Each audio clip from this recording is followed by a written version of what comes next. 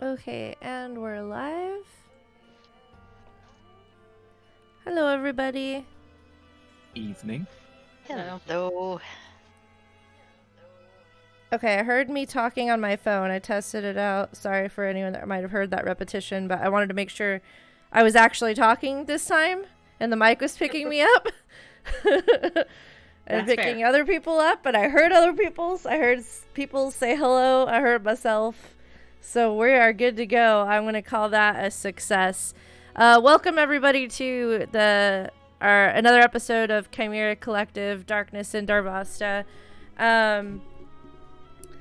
So let's see. Last episode,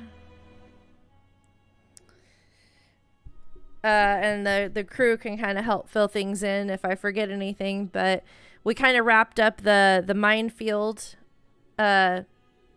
mission that you guys were working on. You did find a cart that had been left behind. There was 2 dead figures that were in like sort of old, tattered military uniform, both of them featuring gunshot wounds due to some good investigative skills and some medicine checks. You guys determined that they died fairly recently.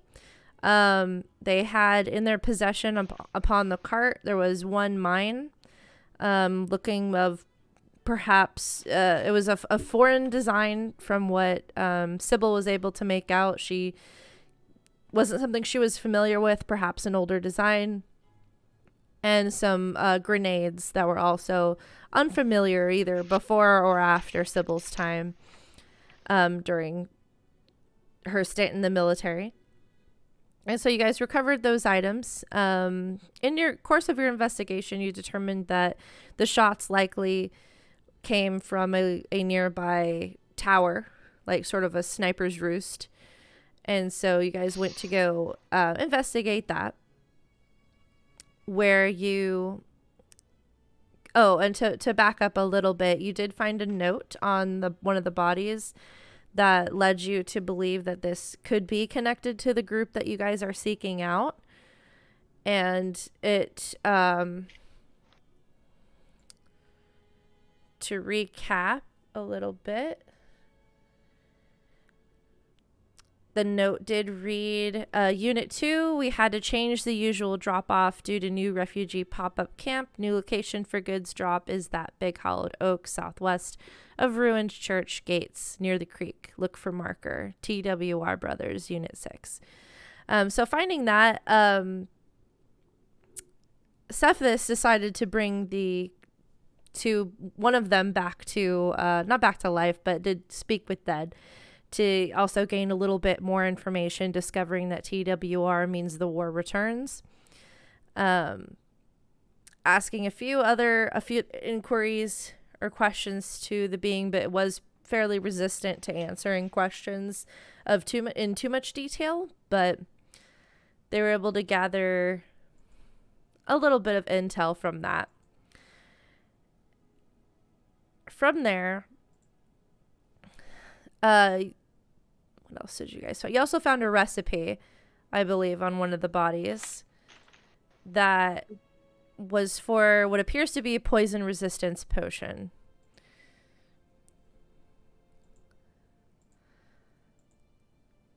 And I did post that in the Discord for you guys, correct? Okay. So you have those ingredients at the ready. So you can seek them out, because I am wanting to implement a bit of a experimental crafting system where you guys might want to start, collecting things off of things you might defeat, or looking around in downtime for ingredients to experiment with. So it's just something I wanted to play around with.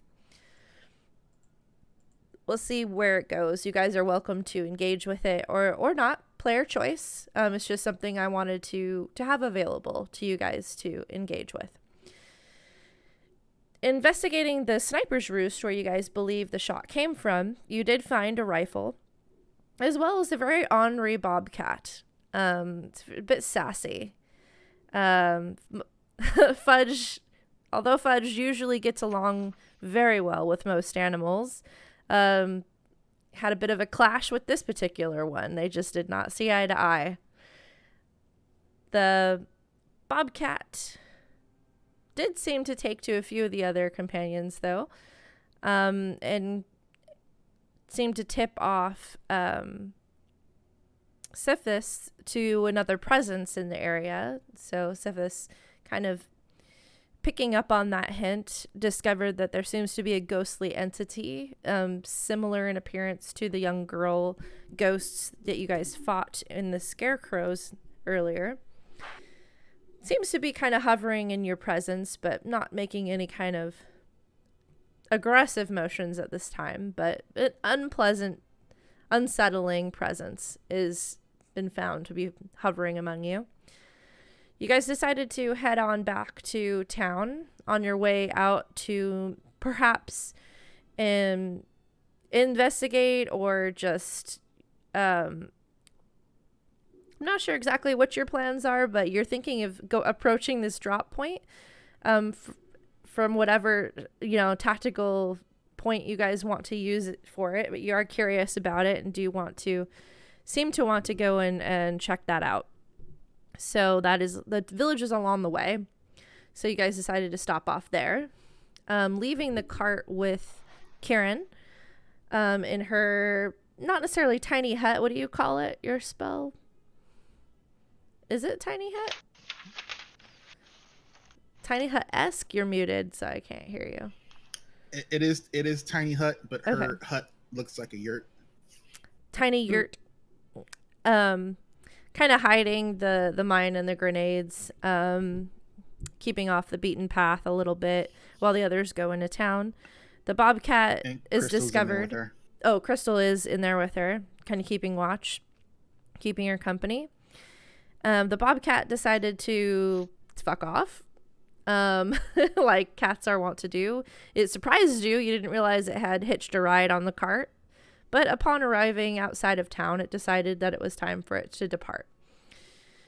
And that's where we're picking up with you guys. You are outside town. Crystal and Kieran are left behind in the tiny yurt with the ammunitions. And you guys are welcome to do as you please. It is probably later in the afternoon at this point, traveling all the way back. You did get up very early in the morning, took care of the mine situation. Even though the day hasn't fully passed, it feels like it's been a lot longer when your life is constantly on the line for several hours. There's so much tension. And I mean, a bomb almost blew up on you guys. Several mines did blow up on you guys. And not to mention all the undead and just crazy stuff that happened out in that no man's land. Now you're back in the relative calm of the village. It does seem to be a bit more bustling with activity as you guys approach the village. You notice that there seems to have been a larger influx of refugees. There's several wagons that are unloading. There's a lot of activity outside the tavern. You see the Sheriff Buck is kind of walking around organizing the groups of refugees. And his two deputies have clipboards, and they're kind of walking around taking down people's names and directing them to different locations. A few people who appear to be injured or sick are being taken into the local hospital, where the mayor also works. What would you guys like to do? I think our first plan, and everyone can correct me if I'm wrong, was to go report in about the bomb being defused, so no one had to stress about that anymore. Think so, yep. Yeah. So I think we're heading to find the mayor. All right.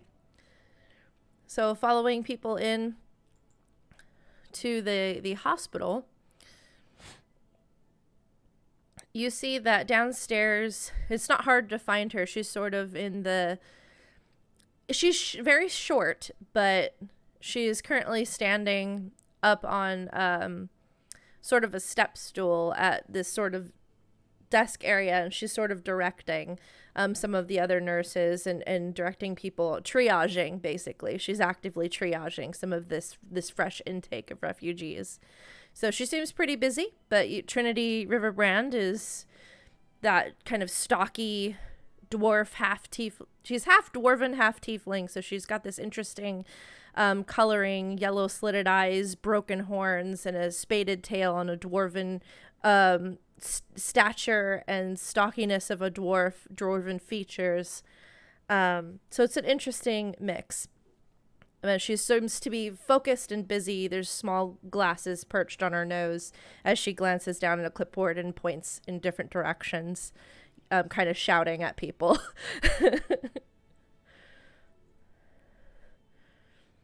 We want to wait until she's finished.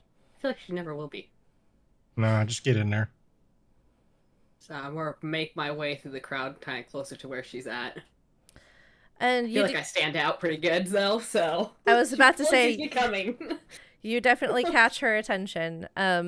So as she's shouting at another nurse, this one looks to be...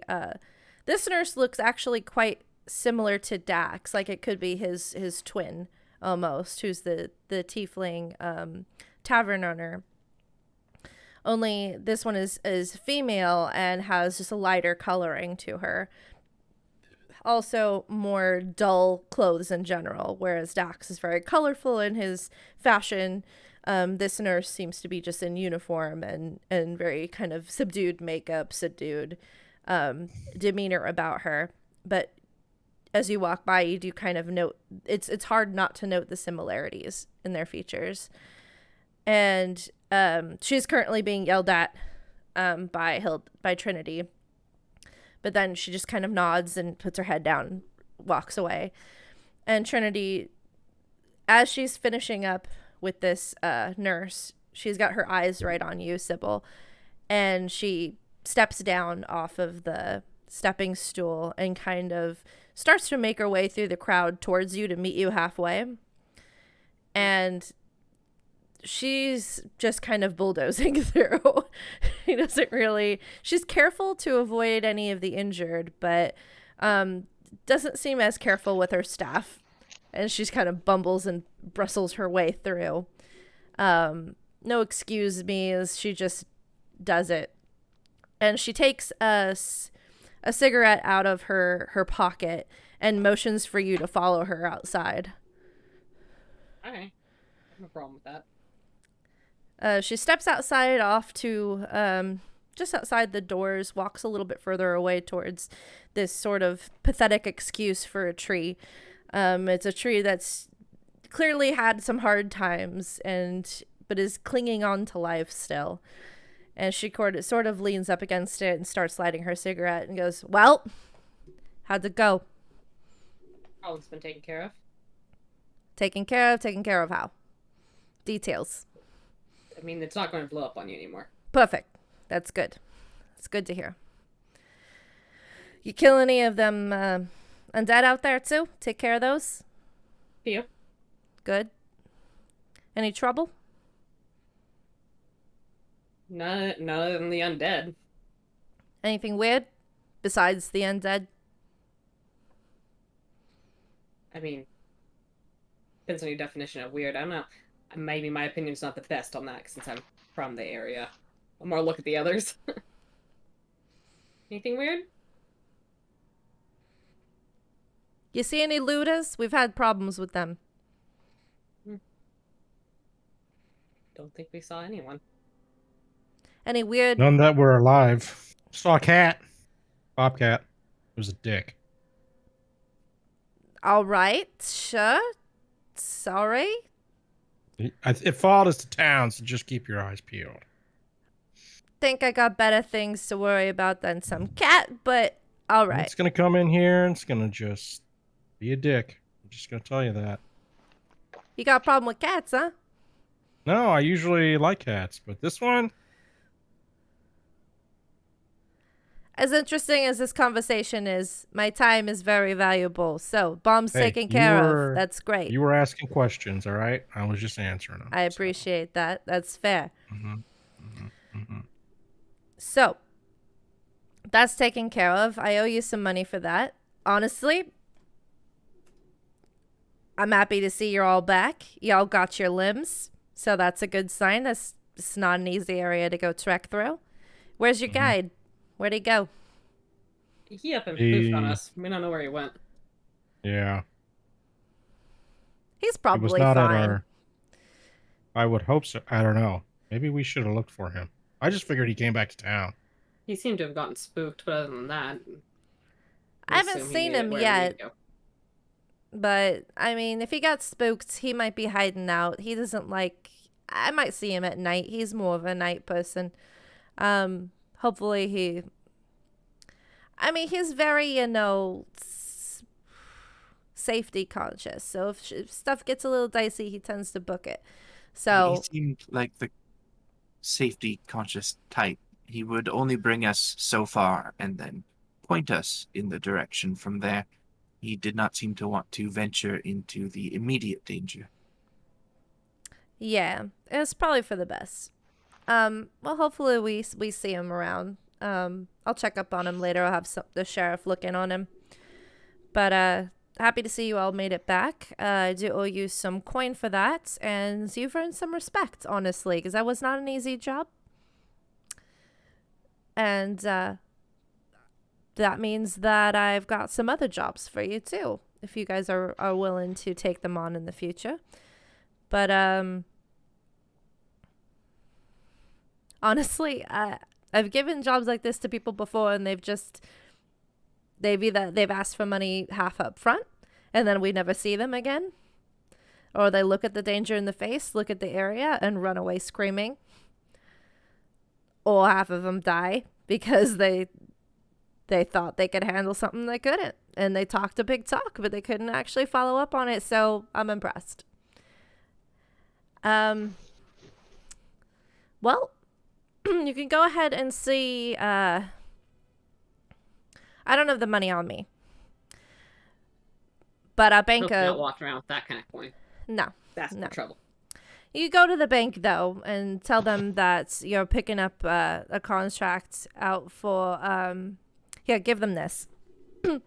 And she hands you, like, this rolled up scroll. This is what I filled out in case you miraculously accomplished your job. Just give this over to the banker. He'll help you out. His name's Nico Dem. It's right next to the sheriff's. For obvious reasons. It's safer for him to be that way. Over there. Interesting enough, if there's ever a bombing, the bank has the best shelter in the vaults. There's going to be a bombing? There has in the past. But, I mean, there's also... there's shelter underneath the hospital as well. But just, you know, letting you know. It's good to know. I'm not saying there's gonna be. It's just it's an interesting fact about the bank that I like to point out. Because in the past, it's been an issue, you know? It is good to be prepared. All right. Anything else? When you guys are ready to hear about other jobs, either go see the sheriff or myself. And I'm going to put in a good word, though, because there are certain things that we don't trust outsiders with. But I'm getting a good vibe off of you group. So. Well, we were actually thinking of taking care of that other job near the ruined church. So if you have any additional tasks in that area, we may be headed there. Now take care of that and come back and see me. I'll put together something else in the future. There's some trouble over at the factory, but that can wait. And I'm looking something up. Okay.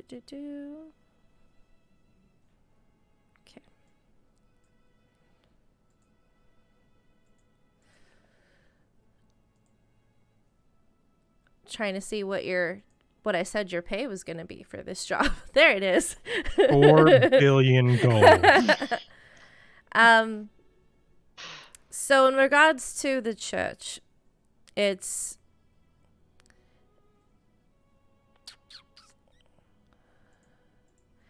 in an area that is considered, well, it's called Underwood Cemetery and Underwood Church. So the cemetery is on the outskirts of the church. It's been long out of use. But we were hoping that we could bring it back because it's got some good shelter there. And if we could bring it back up, then we could maybe house some more refugees, maybe could put people to work. I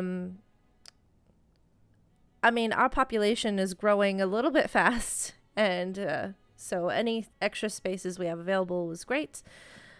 Also, it's sort of a symbol of hope. So seeing that kind of brought back to life would be good for the folk. Seeing that our ancestors that we laid to rest there are not being defiled in some way would be a bit of peace as well. So we're hoping that we can get that piece of our history back. But there's been some very concerning reports out of it. Like you said, you heard the dogs. There's been reports of that. Some unnatural barking from the area. Also, just people go missing. We've been sending some people to clear the area out. And, I mean, I send them with former soldiers, you know, men with guns. And they just don't return. Something's... After the second troop we sent out there, we stopped sending people. So if you guys could, you know, look into it, see what happened to our people. Weird sounds, more than just the barking, has been reported out of that area. Stuff that doesn't sound right. People have described it in all kinds of different weird ways, like mostly like unnatural screaming or howling, growling, smells of sulfur and weird stuff like that. You're saying it ain't natural? Yeah, sure.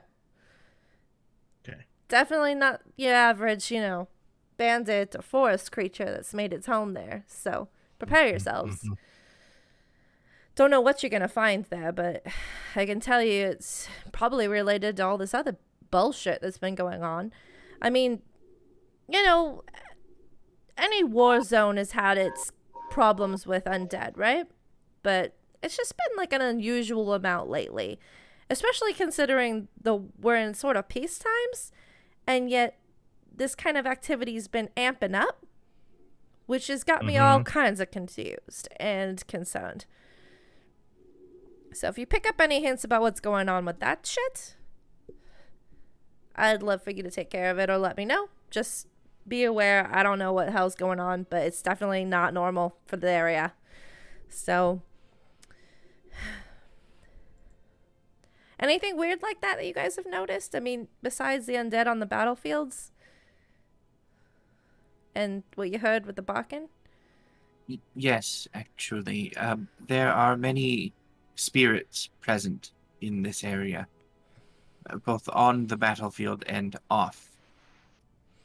They follow us at times. I imagine they do the same to others. Melody mentioned something about that.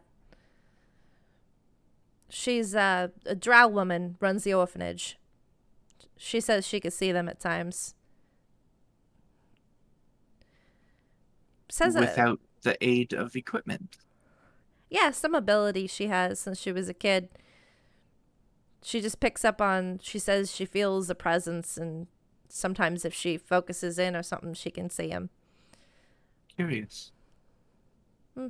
She's a weird one, but good with the kids. Her name's Melody Hexen. She, you know, Melody? Melody, yeah. Like a song. Hexen.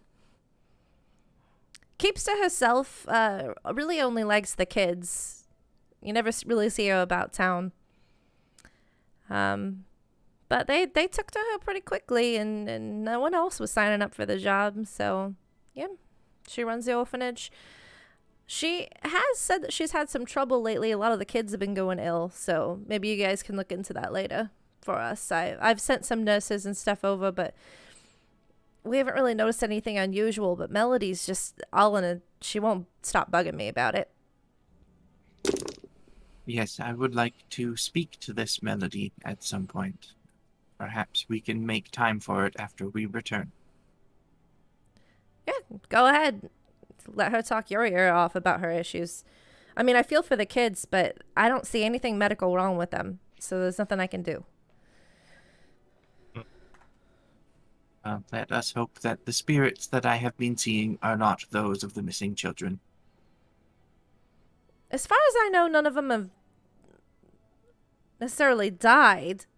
So that would be more of a concern for me, that they've just been going oddly ill, she says. She'll have more details for you if you go swing by and talk to her later. But,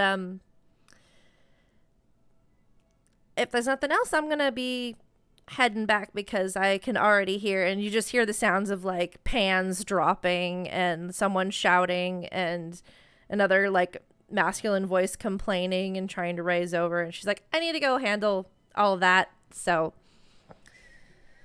Sounds good. Good luck. Thanks. Good luck to you guys, too. Be safe out there. You as well.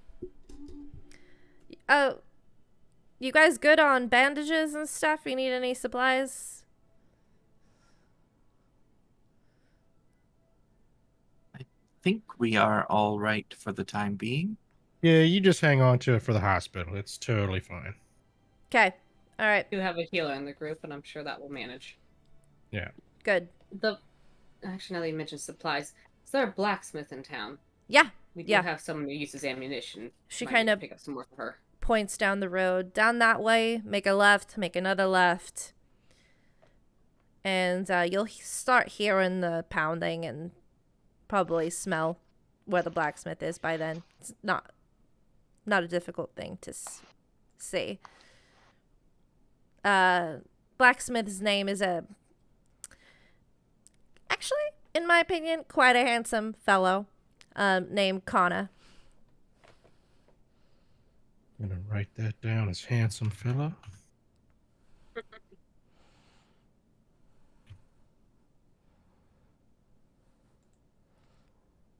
Don't, hold your breath or anything, because, I mean, I asked him out a few times. He turned me down. He's a picky fella, so,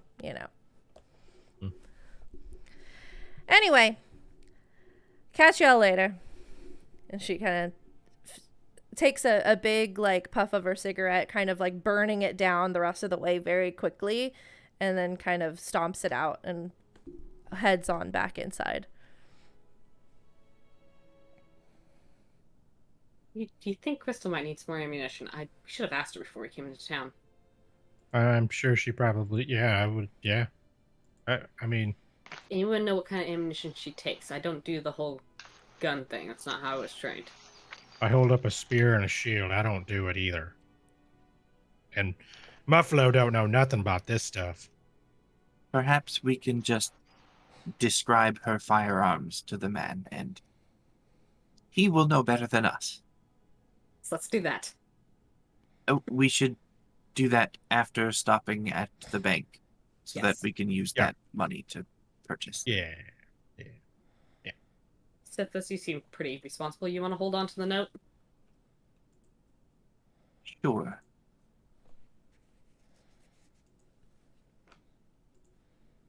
All right, let's do it. Let's head over. Let's go see this. Whoever it was. Nico, right? Nico. Yep. Let's get our money. Okay. So they told you it was over by the right next to where the sheriff's what do you call it? Building, I guess. I'm trying to think of the sheriff's office. It sounds stupid. Where the sheriff says station. Thank you. That is the word I could not for the life of me come up with at the moment. Right next to where the sheriff's station is, you see a nondescript building. It looks to be made of a sort of cement building that is supported with some iron rods in places. It's not very beautiful to look at, but it looks secure. And you walk in through the door is currently open, and you walk in and there are steps leading down, and then there's an iron gate that is closed and locked. But but you can see through it, and there does seem to be light on the other side.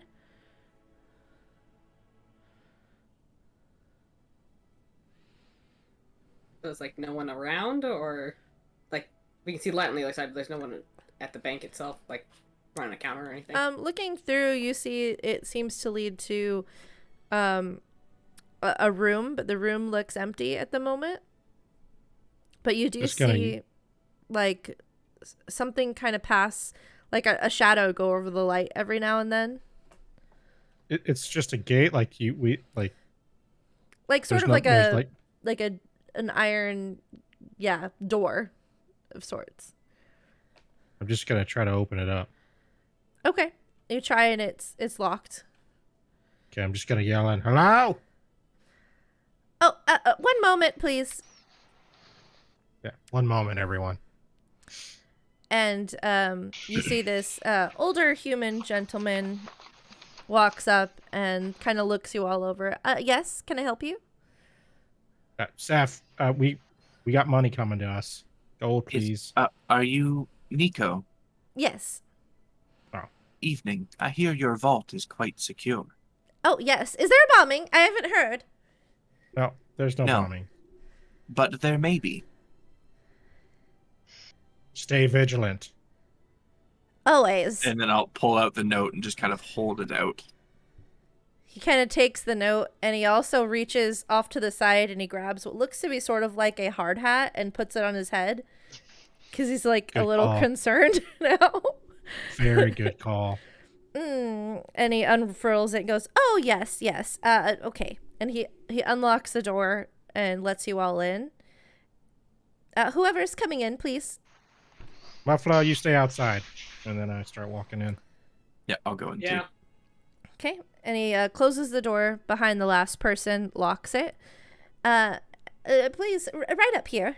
And he points out a little window that has other bars on it, but it's like open a little bit where you can kind of reach a hand in, but you can't do much else. And he goes in and unlocks another door, goes behind it, locks it again. 1 moment.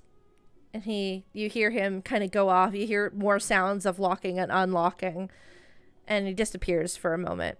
The room that you're in is fairly sparse. There is 2 benches where people could kind of sit and wait. You see seems to be a trap door.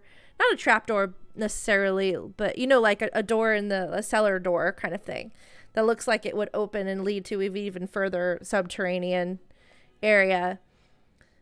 There's some sconces of what looks to be sort of like rudimentary electric lights that are kind of illuminating the space. And some very just like drab paintings. Like someone's kind of attempt at a certain flowers or trees, but it's very rudimentary and Hotel art. Yeah, basically hotel art. Looking at the doors, the one that we came through, and kind of like trying to angle myself to look at the second door that Nico went through, do they all look like your traditional deadbolt, where it like has a lock hole or a keyhole on one side and a knob on the other, or is it like a keyhole on both sides and he's been locking and unlocking using a key? He's been using a key. Yeah, and you recall hearing and seeing he's got like a ring of them, and there's a lot of keys on this key ring that he's carrying around with him. I need to take a quick break, guys. So we're gonna take an early break. So I apologize. I need to handle something real quick. So we'll be right back. So just a quick short break. Sorry, everybody.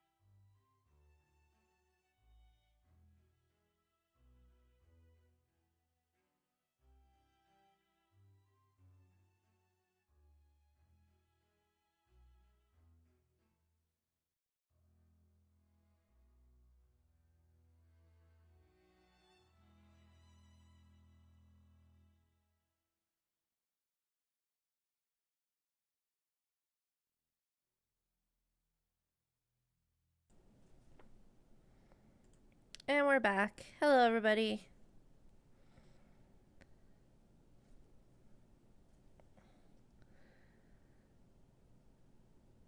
I'm not hearing anyone. Something wrong?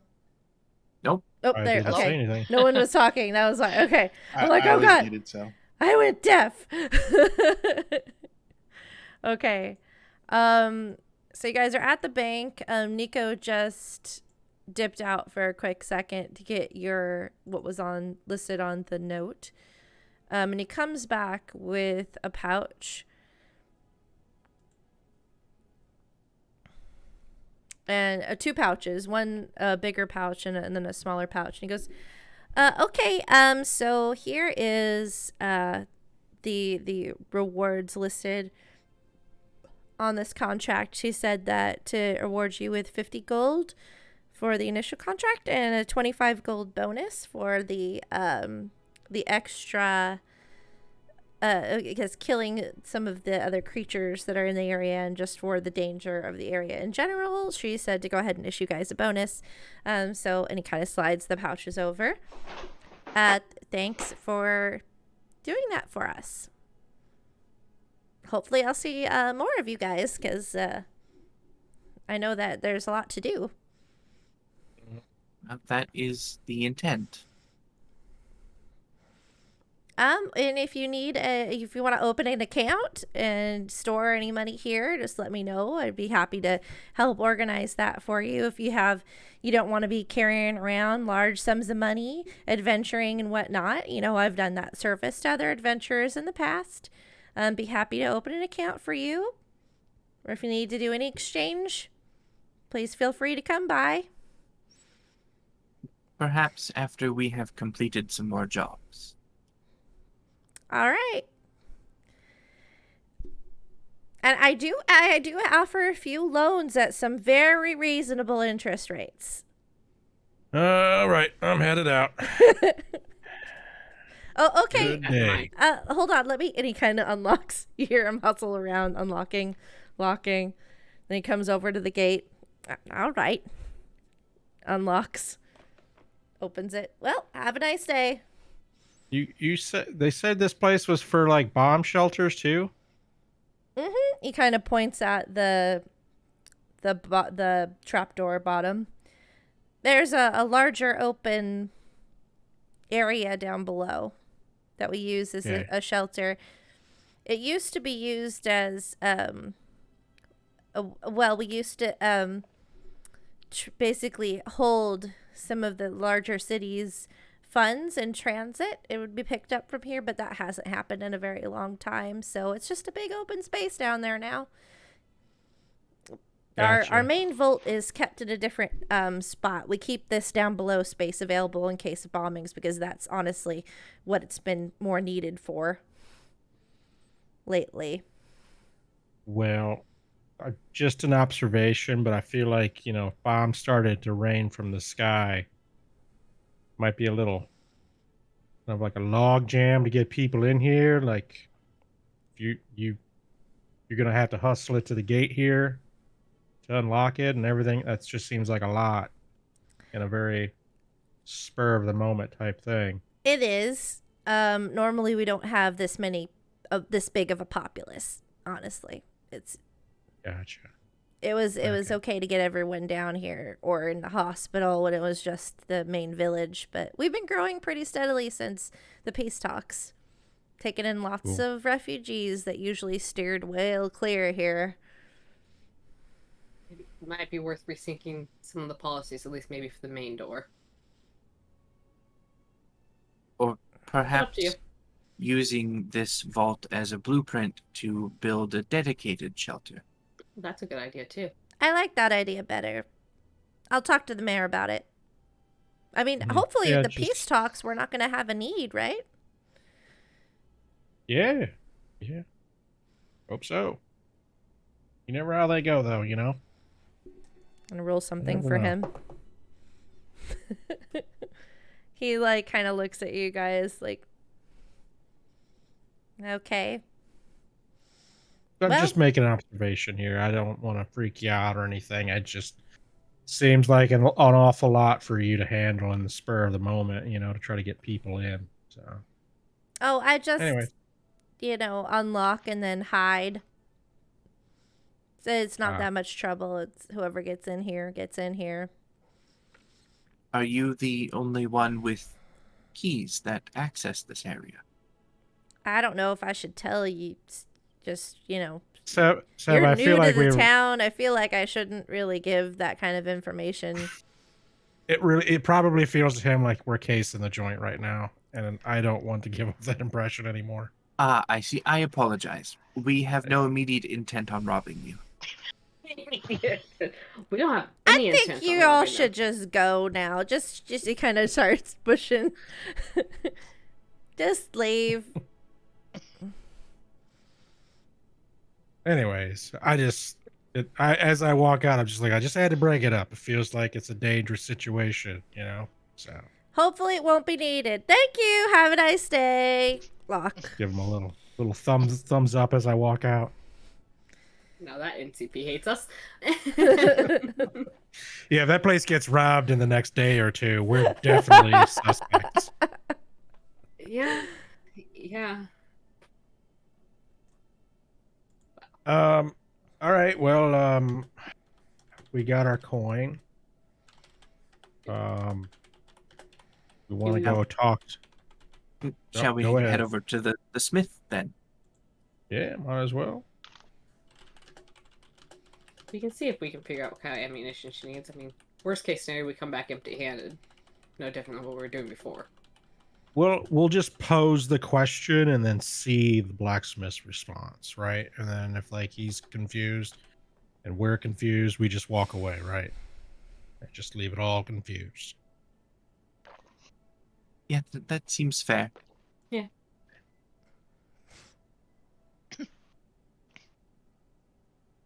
Gonna hop and skip over to the blacksmith. Okay. So you guys kind of follow the directions, and sure enough, you do hear the sound, the kind of telltale sounds of a blacksmith shop, and you kind of can smell sort of the forge, and you see the light coming from the forge, and it's sort of an open there's an open area to this blacksmith shop where he's got sort of an outdoor workspace, and then there seems to be a leading into an indoor shop where they might sell their wares. But right now you see there's a dwarven gentleman with almost Fabio-esque hair. Wow. And he's got it kind of like it's sort of like a few strands are sort of messily in front of his face, and he's got his shirt off and he's all muscular and he's just kind of pounding away. Yeah, so you can see you can see why Trinity might be a little interested in him. He's got this kind of piercing blue eyes to him and a fine braided beard as he's kind of working hard, and looks like he's forming a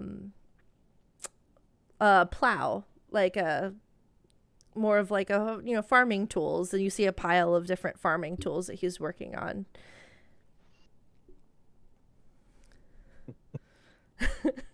So many jokes.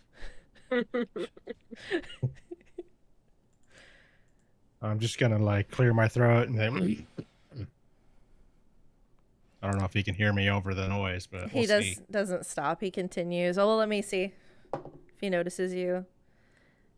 He kind of like glances at the corner of his, kind of glances up a little bit, and then just continues working. A friendly fellow, I see. And and when you start talking, how close are you to him? Do you walk into his workspace, or like it's sort of got like an overhang to it, but there's slits in it so that smoke and stuff can kind of billow out? Close enough to, I would like, I don't know how loud it is, but probably close enough where he could probably understand me just talking. Like I wouldn't be yelling. It would be for me, I would have been in like a space where we could talk normal and not have to yell, like raise our voices to talk to each other. Okay. So you can gauge the distance from there, I guess. All right. He kind of glances up at you again and like sighs and sets down his hammer and sort of actually he'll like put it next to him and kind of lean on it a little bit, kind of striking a bit of a pose, but more like exasperated and annoyed with you, but like, ugh, okay.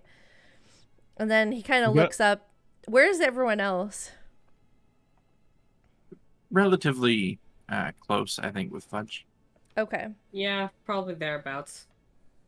As this all wanted happens, to give him enough distance for him to work, and we weren't like up on him, but yeah, we wanted to talk to him. We wanted to make sure that it was known. Okay. I want to look at Sybil and Seth's faces to gauge their reactions to all of his like his movements and stuff. See if there's any like piqued interest.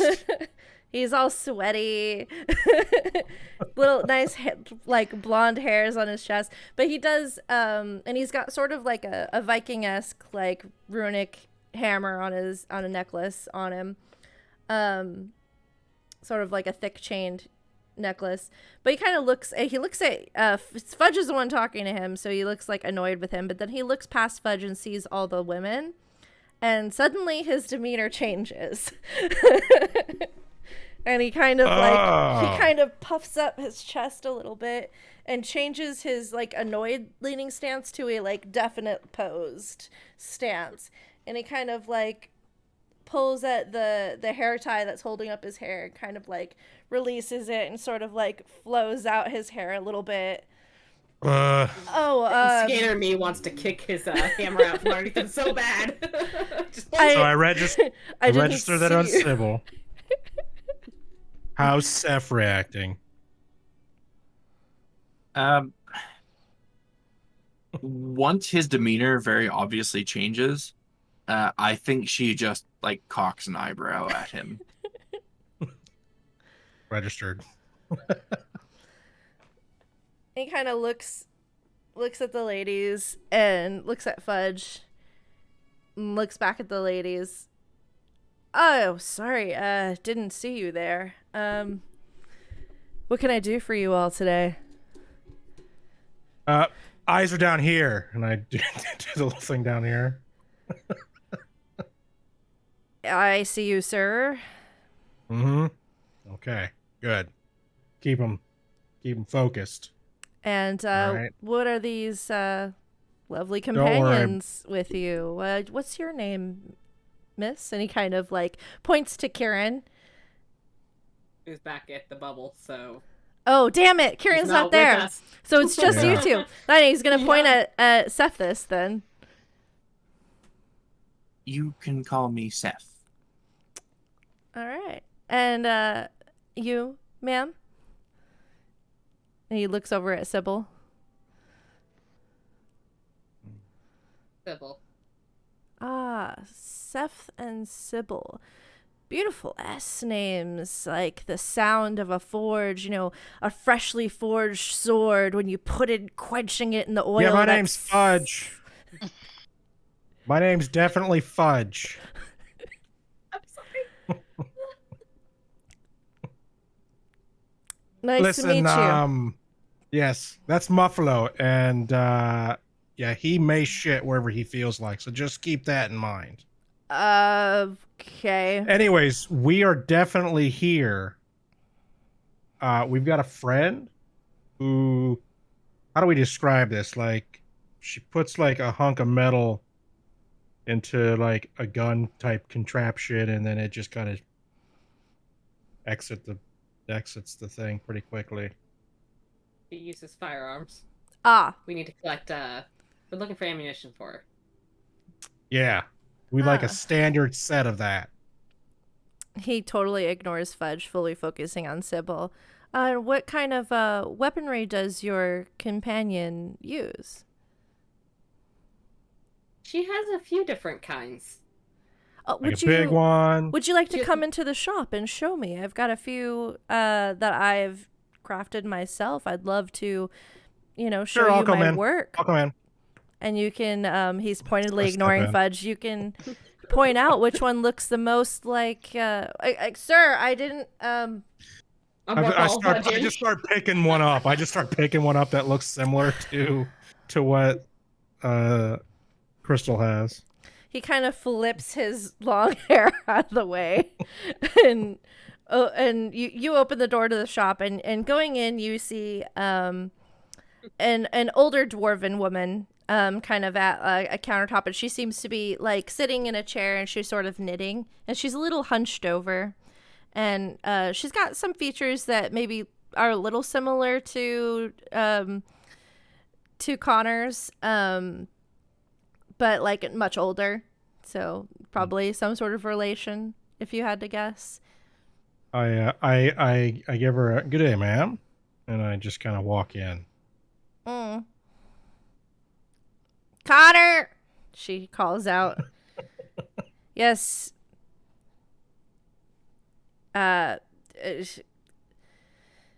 Grandmother, what can I do for what you aren't supposed to be up. You should be lying down, shouldn't you? She kind of just glares at him. All right. So, and he turns to Sybil again. This is some of my fine work back here, and he kind of moves this knitted curtain that randomly has been put in front of some things. He points out like a rifle, and he points out some smaller pistols, and kind of sort of the musket style, more shotgun style guns. He's like, which one does your companion use? And do they have a lovely S name as well? Are you guys the sort of like a troop, sisters of sorts, with your little mascot friend? I'll look over at Sybil and then look back at... Do we really look like siblings to you? Beauty looks the same in the eye of someone who can appreciate it. I'm gonna need you to focus. Sybil, I feel a little... Sorry, Sybil. I feel a little insulted. I feel like he just said he couldn't tell us apart. Oh, no. I mean, you're Sybil and you're Cephas, correct? And... Oh, gosh. No, you got that backwards. Fudge. Yeah, Fudge. I did. I got it back. I'm so sorry. I'm pretty sure I had that, but... You didn't, and it's okay. You're really bad at this, but that's all right. I'm usually not that... You are failing miserably. Give me a deception check. Certainly. Natural 20 for 25. Okay. I'm so sorry, Cephas. I don't know how I could have made such a horrible mistake with such lovely names. Besides the point, Cephas, which of these weapons belongs to your companion if you had to choose? Is there any of them that look anywhere similar to what Crystal has? Crystal's got one of practically everything at this point, so you could pretty much just wave a hand at any of it. It depends on what you're looking for her. All of them? Ah, okay. I mean, hers look a little fancier, but I'm sure you'll get there.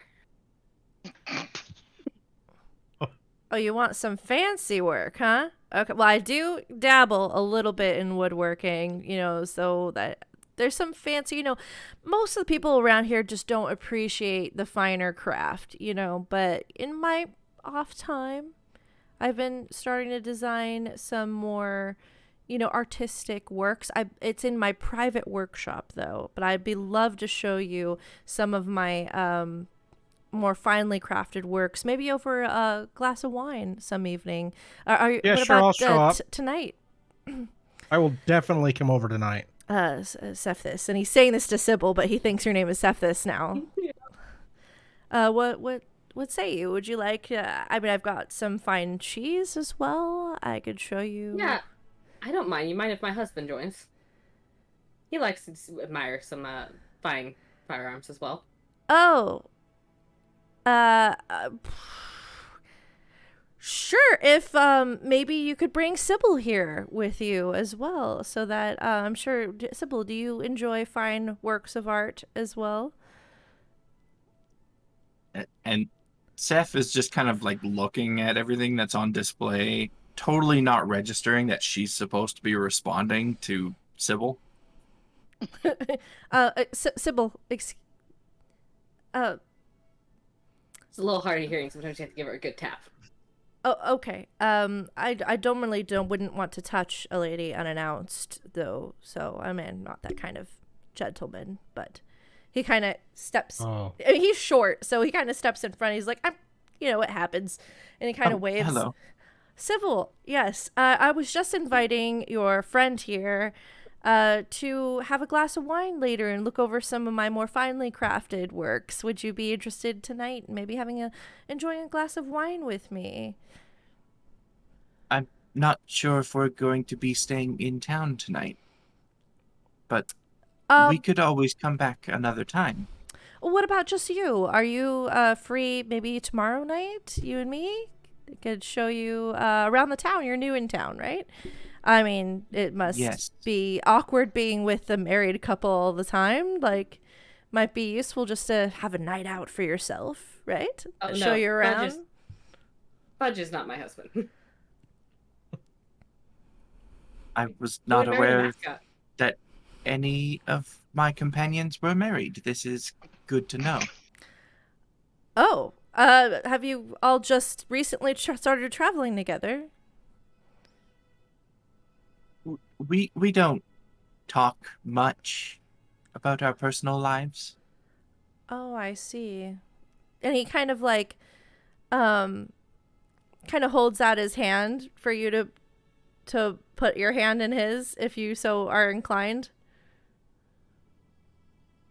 Sure. Yeah, I'll kind of rest my slightly cold, slightly clammy hand in his. And he kind of like he feels it and is a little taken aback by the temperature, but thinks it's probably just the difference because he was just working with the forge, and he's like, it's probably just him being overly hot.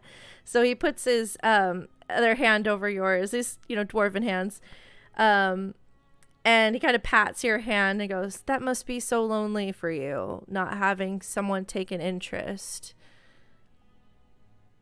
I would be very interested to get to know you. Well, perhaps we can make the time to get to know each other after our business has been concluded. We are here for ammunition. Of course. And he kind of lets your hand down reluctantly. Right, to business. Mrs. Cephas, so your friend is looking for some ammunition. Yes, she has these smaller ones, and she'll point to like some pistol type weapons. I believe she has a larger one like this, a blunderbuss. I think she has as well. And then also the long ones. Okay. Well, depending on what you guys need, the kind for the musket style,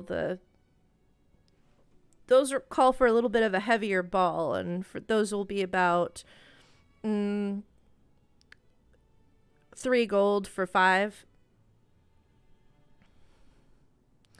3 gold.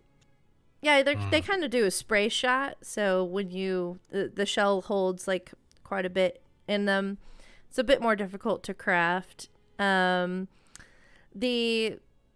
He kind of points at their rifle style. Those are going to be 2 gold for 5, and these pistol style will be 1 gold for 5.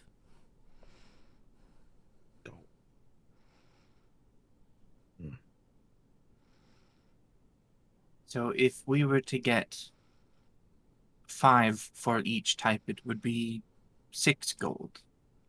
Correct. Let me think. Yes, that would be correct.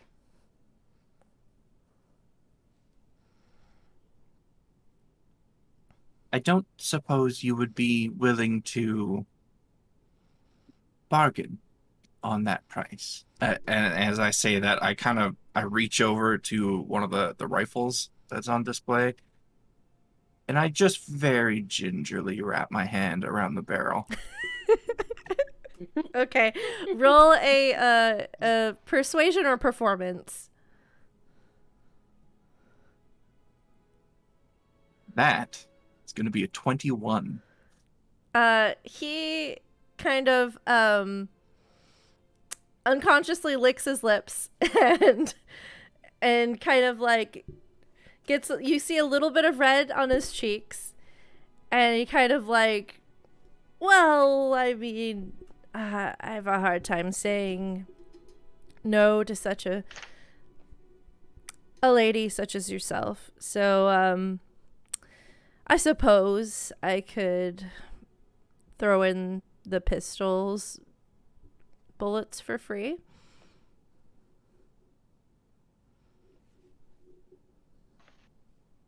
I think that would do nicely. It would certainly entice me to return.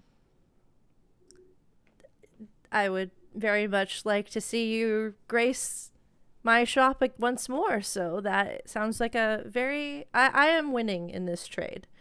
Let me go ahead and see if I've got that on hand or if I need to forge some of that. I'll be right back. Grandma, I swear. He kind of mumbles under his breath as he walks by. Grandma, I swear, don't say anything. Don't say anything embarrassing. Just be cool. And he kind of walks past her to the back, and she kind of grumbles a little bit and just keeps knitting. And she kind of like glares at Cephas now. Wait, the real Cephas or the fake one? The real one. She's just kind of glaring in your direction. And the moment that Connor left that room, Cephas's hand just kind of fell back to her side, and her face went back to completely neutral. Like, it's so obvious it was a show. Yeah. So yeah, the granny's just kind of eyes locked on you with it's kind of unreadable expression, because she seems to have had like an expression of someone who's tasting something foul, but that's just permanently on her face. So in a few moments, Connor does come back, and he has a box that he's holding, and he kind of hands it over to you, Cephas, the real Cephas. And then he looks over to Fudge and holds out his hand for coin. No. Come on, masquerading paint. No, that's not how this works. I assumed you carried their heavy, I assumed that you aided in carrying things for these ladies, but You assume a lot of things very wrong. my apologies. He's here for more humorous purposes. I see. All right. Well, I do need some gold. I am trying to run a business. I'll reach into my coin pouch and pull out the pistol was free, so 5 gold total. 5 right? gold, yeah. Mm-hmm. Yeah. So I'll pull out the 5 gold, and I'll hold it out until he like holds out his hand, and then I'll like clasp both my hands around his as I place it into his palm. Deals like this would certainly have me coming back. Thank you. I will keep that in mind. It's been an absolute pleasure. And he kind of like whips his hair back a little bit, meeting you all today. And his eyes are locked on Cephas now, seeing her as the available lady. So, can I just clarify? We've got 5 shots for the blunderbuss, 5 for the rifle, and that would be 5 for each pistol? One set of 5 for a pistol. So 5 in total for the pistols. Mm-hmm. And 5 for the pistols. Just 5 additional pistol shots total. Okay, all right. Yeah. Thank you. From what, yeah. So he kind of like, that lingers, and his eyes linger on you. He's like, please visit anytime. And if you... He kind of stumbles over his words a little bit, but when you're ready for that night on the town, just come see me. I will keep it in mind. Thank you. I'm sure she'll be back. I'll kind of flip my scarf around my shoulder as I turn and exit the shop. And I'll shake his hand as well on my way out. It was a pleasure meeting you. Yes, a pleasure meeting you as well. Bring your friend by sometime. I'd love to meet her as well. If she's maybe she'd like to talk guns sometime. Well, I'm sure she'd enjoy that. I'll have to bring her by. Wonderful. Well, welcome to the town. Appreciate it. Right. And as you are exiting the shop, you hear this like old woman voice going, "Idiot." Oh. And you hear him kind of going, "Grandmother." Gee. My question is, did grandmother pick up on the lie? That would be funny. Oh, she I feel like that's a definitely grandma did. thing to know. I had called Seth right before I said that. Mm-hmm. All right, you guys have bullets in hand, interesting interaction with the local blacksmith. What would you like to do next? We head back to the cart. Mm-hmm. Anything else? I we would need to- assume okay. so. Believe so, yes. All right. So we're heading back to our companions. Okay. Just writing some notes so I can remember this NPC interaction. Fair. That's fair. There's a lot of things here. Taking an interest to Cephas, but thinks the name is Sybil. That's one I'm going to have to remember as well.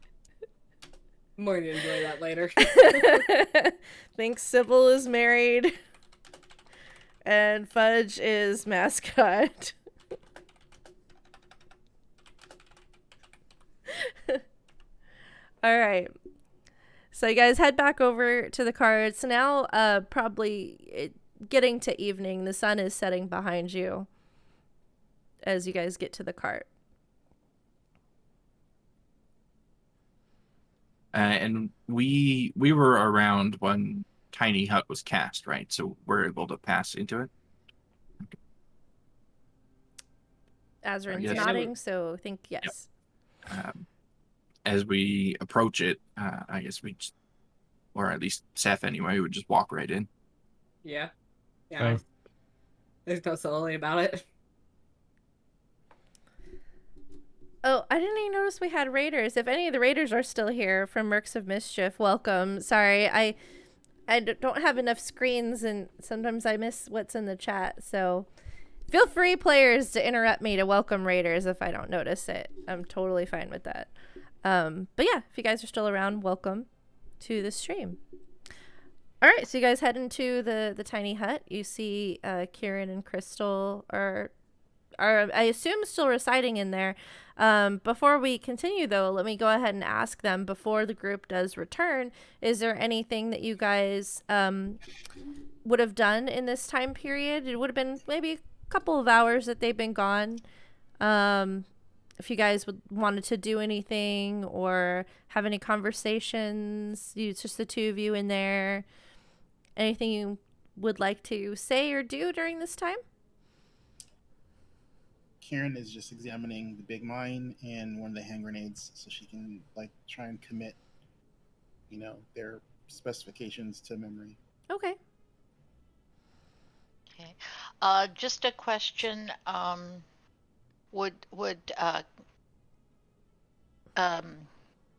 having trouble with the name here. Would Kieran have done any praying or meditating during that time, or she's just focused on the weapons? She's focused on the weapons. Okay, then Crystal would really probably just be watching her and taking it all in and doing, trying, although she doesn't have that same skill set, she would be very interested. Okay. Kind of looking over the things as well. Sort of how it's done, how it works, that kind of. And are you guys just observing it, or are you kind of fiddling with it, opening it up, I am trying to not press or flip anything that looks like be pressed or flipped. Okay. Like she's touching it, but she's like she knows it's still functional, and she doesn't know how to operate it because Sybil never told her how to operate it. Okay.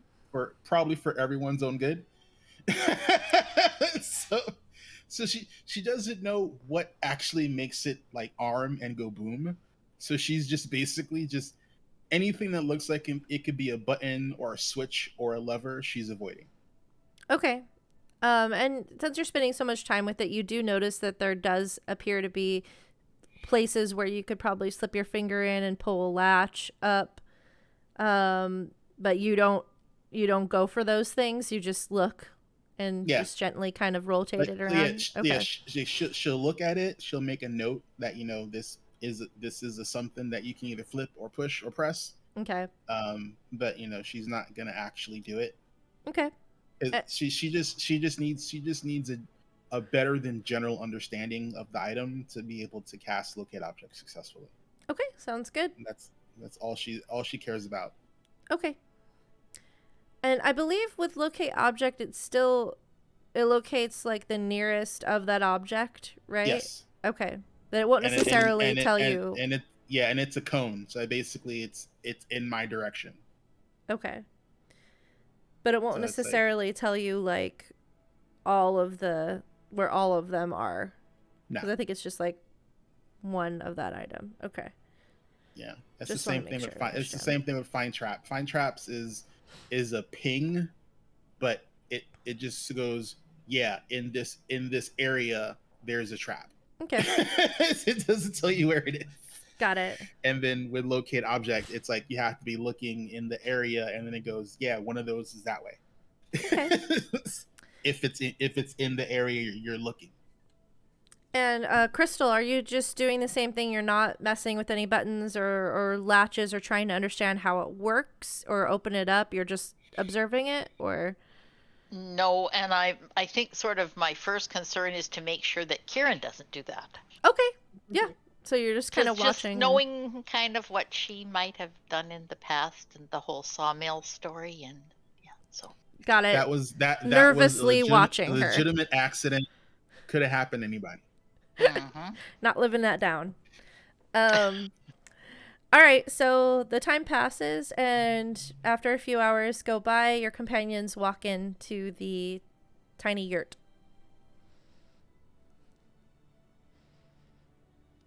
Good evening. Hey, and Karen says hi while she's like going over one of the grenades. So how did it all go in town? Everything go okay? Yes, everything went quite well, I would say. And at that point, I pull out the two pouches of 15 gold and give them each one their share of the prize money. And then I also hand the boxes of ammunition over to Crystal. We picked these up for you while we were in town. Oh my, this is very nice. And she looks at the ammunition. The quality, I've seen better quality, but they'll do. So I must owe somebody some of this money for all this ammunition, though. No, it was my treat. Well, thank you. That's very kind, Seth. Thank you very much. You do use it to help in protecting our lives, so it is the least I can do. Thank you.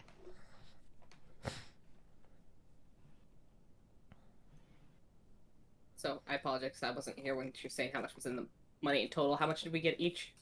We each got 15 gold. Okay, thank you.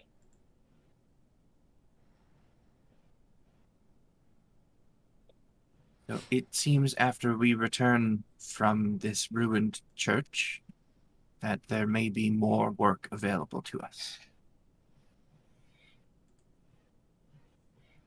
Not many more like, finding these things, right? I mean, I can do it now, but I mean, I'd rather not. Something weird going on over the orphanage. Kids. So I don't know. We probably want to check that out. Yes, also. And there's mention of a factory as well that had some trouble. We didn't get the specifics. Oh, I'd rather help the kids than tromp you some dirty olfactory. And then there's the trouble at the church, which is a destination for us anyway. Yeah. I mean, I figure we'd probably go over to that first and then come back in. Yes. So what about the cart and the drop off? Where's that all fit in? That is over by the church. Oh, okay. Oh, that's kind of handy. Mm-hmm. I guess we have to decide what we're doing with the drop off. Yes, we should probably work out those specifics before we actually go there. Decide if we want to drop this stuff off or if we just want to observe. But we're going to have to drop something off in there, right? Then observe? Most likely, unless the drop point is not being observed by whoever's picking this stuff up, which is, let us be honest, very unlikely. They probably have somebody watching it. But whether there's something there or not, I imagine someone would check to see if there's something there. I mean, we either follow them when they take things, or, we, wait there for whoever's supposed to pick it up and, join their gang. And then, break it apart from the inside. I'm in favor of option 2, personally. I think it will get us to where we want to go faster. But I'm not sure if all of us can get in. They seem to be communicating in Darvastan. Which, as far as I'm aware, none of you speak. Yeah, no. Sorry.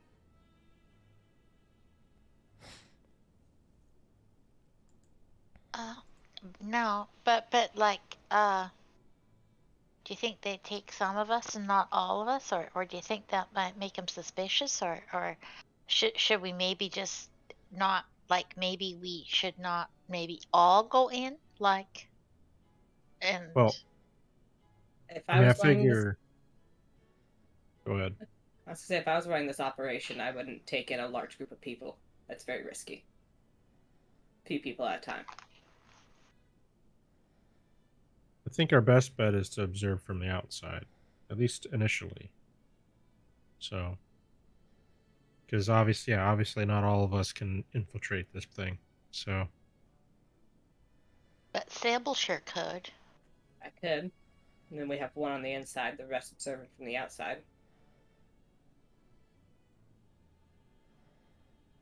There is a concern, though, doing it that way, that you would be alone should you be in trouble. We would not be there to help. Fair, we'd need some form of communication. Or at least some sort of signal.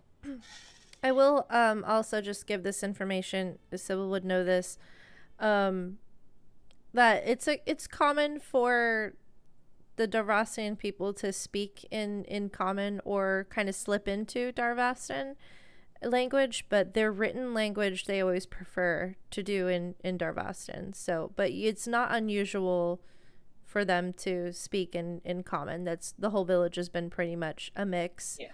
But so it's not unusual for them to speak common. It's just they're just more comfortable writing in Darvastan in general as a culture that you've experienced. So do they have a sort of a certain look or appearance that some of us might fit better than others that we're aware of at this point? It seems to be fairly eclectic. It's just sort of the attire is a bit more specific to sort of like an Eastern European, not quite like pre-World War I or World War I era type clothing or attire in this area. So, sort of more modern, but drab, dull, and tattered from being in a war area. So they have that look to them. Whereas, someone in attire from the equivalent of where the Chimera Collective is more sort of like Victorian England, where and the fashions are more prevalent. This is more like Eastern Bloc, or Russian kind of inspired elements to it as well, in terms of like clothing styles. So definitely more function over fashion here. And in, where did my thing go?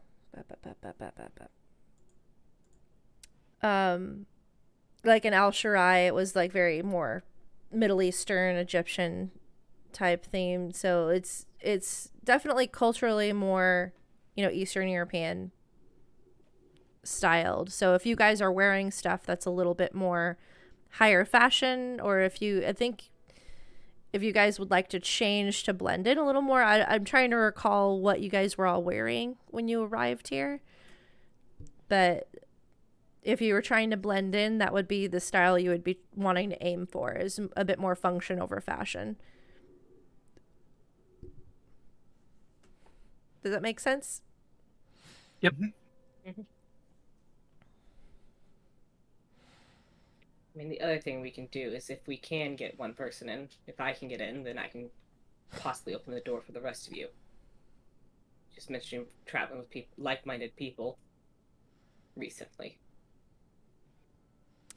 I mean, we are supposed to be like mercenaries and stuff, so I mean,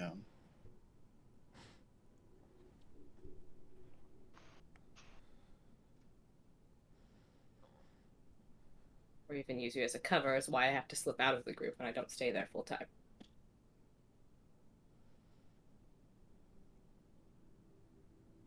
Well, if you needed a reason for that, I suppose you could always tell them that you are doing to the people of Little Hope that we will secretly be doing to this organization, working on the inside. That's a fair point.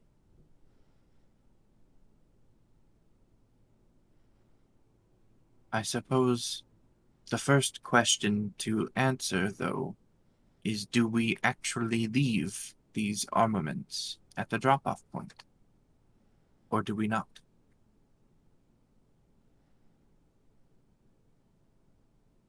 I'm not a fan of it. I mean, I think we kind of gotta if we want to get, Sybil in. I think the best we can do is make them appear not tampered with, but defective. Yeah, I don't know how to do that. I've been looking at the thing for a while, and Kieran will point out, like, the spots that look like, these do something. But, I didn't want to touch these things because, yeah, they hurt when they go off. A lot. Like a whole lot. Mm-hmm. Yeah, I suppose another option would be to leave a note instead, explaining that we happened across the couriers that lost their lives and could pass along the information of where those couriers died. That way we don't have to hand over armaments, but we perhaps seem like we are going to be in their good graces by telling them where to find them. And if they're not there when they go to find them, it looks bad for us, even if it's not our fault. The assumption could be made that someone else took them. Not necessarily, as it is known that there are plenty of looters in the area, right? Perhaps looters got to it before they did. So, like, what? We just give this stuff to the mayor? Or just destroy it? I mean, the grenades could come in handy. We could always just hold on to those. Yeah, but, like, where are we going to put them? It's not like, we can just hide this stuff in our, like, hotel rooms. We don't know who's working with who, so we just can't hand this over to anybody. Yeah, for all we know, the mayor's a part of that group. The grenades you could probably carry with you, but the mine is large and cumbersome. Yeah, it's like big, Look at this thing.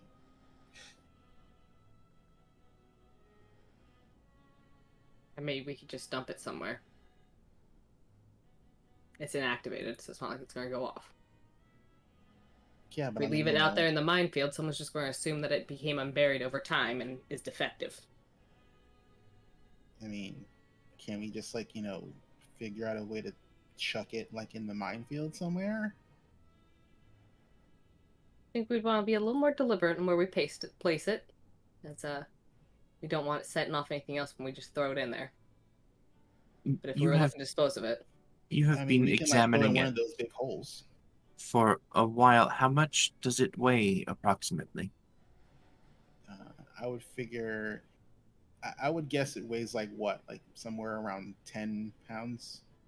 Because you didn't say it was like fairly wide. You just said it was fairly, it didn't sound like it was very thick. It just sounded like it was just really wide. So I'm not the best with weights and measures, but the way I envision it is generally like two soldiers would be in charge of carrying it and placing it from something else that was carrying it, like a cart, and they would kind of lug it over together and place it. So heavy enough to where, and cumbersome enough where it would be awkward, and you'd have to have a pretty decent strength to carry it by yourself.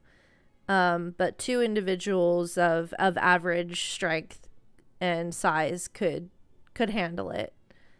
That's as good as I can give you because I'm not very good with weights and measures. Sorry. I just had kind of maybe it's a silly idea, but like we gotta go to the church, right? And there's a whole bunch of like dogs and like really not good stuff there. Would there be any chance that we could use that mine to get rid of some of them varmints? And that would kind of put the mine to good use. And and then maybe if we kept the grenades, I like the idea of the note a lot. The note's not a bad idea, but my concern with using the mine over there is to damage the church as well a bit. They're trying to reuse the church. Yeah, but maybe we don't like kind of set it near the church. Like maybe we set it somewhere off and we maybe kind of lure those critters away, like from the church and over to where the mine is, and then, I don't know. It's pretty far-fetched, but it's not a bad idea.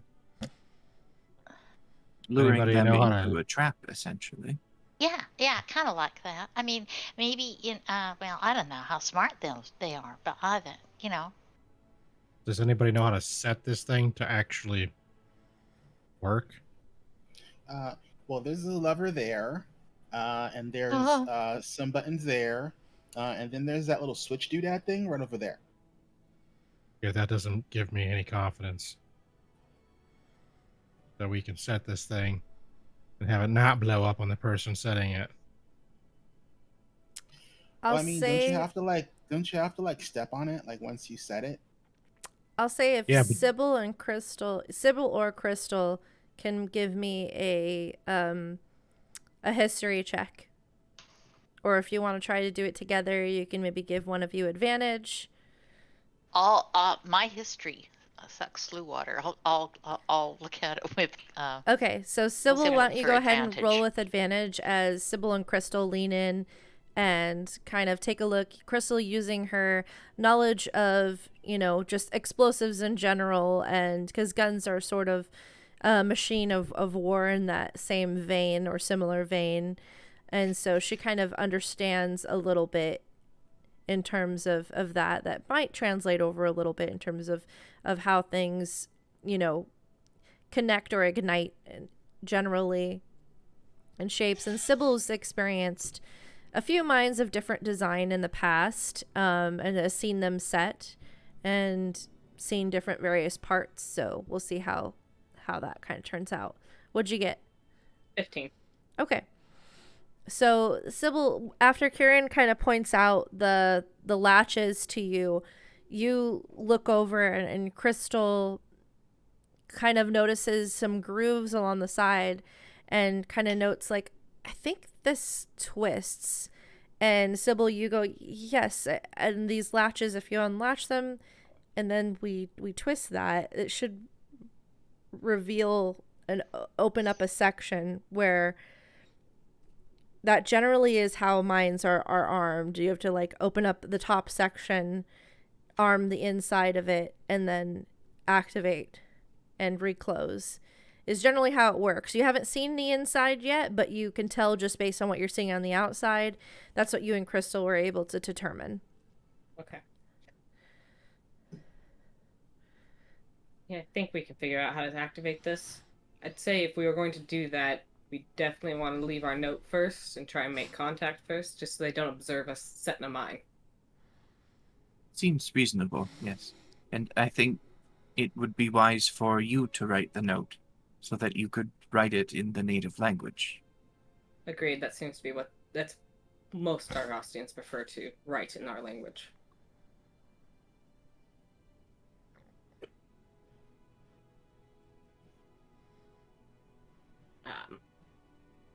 I don't have paper, though. I'm gonna look down at Fudge. Yeah, I'll rip some paper out of my map. Thanks, mascot. Oh, okay. We'll have a conversation about that later. Do you say thanks, mascot? Yep. Since when is Fudge our mascot? I'm not. No, the blacksmith assumed he was our mascot. He doesn't seem to like men very well. Yeah, I don't like him either. It's pretty douchey. I don't know.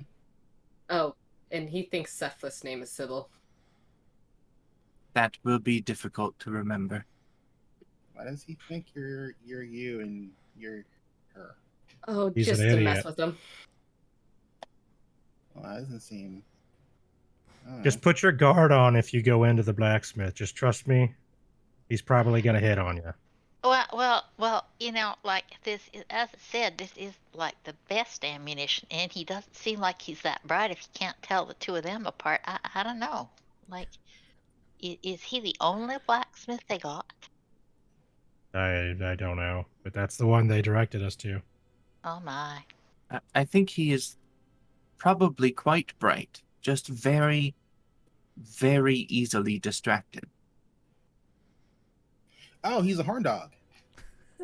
I'm not familiar with this term. A playboy, gigolo, you know, thinks with, like, you know, the wrong head. Oh, gosh. Could someone explain in... He likes women too much. I see. Kieran, that seems like a little much more than you should be knowing as a cleric, cloistered and all. Well, I mean, you know, I didn't do it. I mean, ew, you know. I mean, I read it in, like, you know, when the superior's, like, you know, stuff, you know, when she was conveniently not around. Oh my. Her X-rated journals. She did a lot of stuff. You got some dirty novels. Mother Superior gets more interesting and more... We're going to have to meet her one day. You read some of Ash's books? Yep. I envision Mother Superior, like the lady who ran the orphanage in Black Widow. You know, like, you know, just, you know, like to everyone else she's one way, but in her job she's just like this insanely, you know, depth, you know, femme fatale assassin. It's just, I was, you know, honestly, like I was picturing like a Leliana from Dragon Age kind of situation with her too. Yeah, that was sort of what I was picturing for her. So Yeah, that's I mean, in you know, line. That's in line with what I was envisioning. I mean, you know, as you know, she's Mother Superior as far as Kieran's concerned, but you know, she's sneaked in her room, she's looked through her closet, she's like read some of her journals, you know, she's done some weird shit, you know, stuff Kieran thinks she understands, but you know, it's just like, you know, I mean, she's not completely dumb, but I mean, you know, she's just not worldly. Yeah, she's learning. Kieran's learning. Yeah, you know, she's getting there. She understands, you know, the underbelly of shit. She just, you know, is not a participant. And like any young girl who thinks she's got a little bit of knowledge about anything, she acts like she knows all about it, right? You're like, oh, he's a horn dog, obviously. Like, yeah. I know all about this because I read Mother Superior's journals. Yeah, he's one of those guys.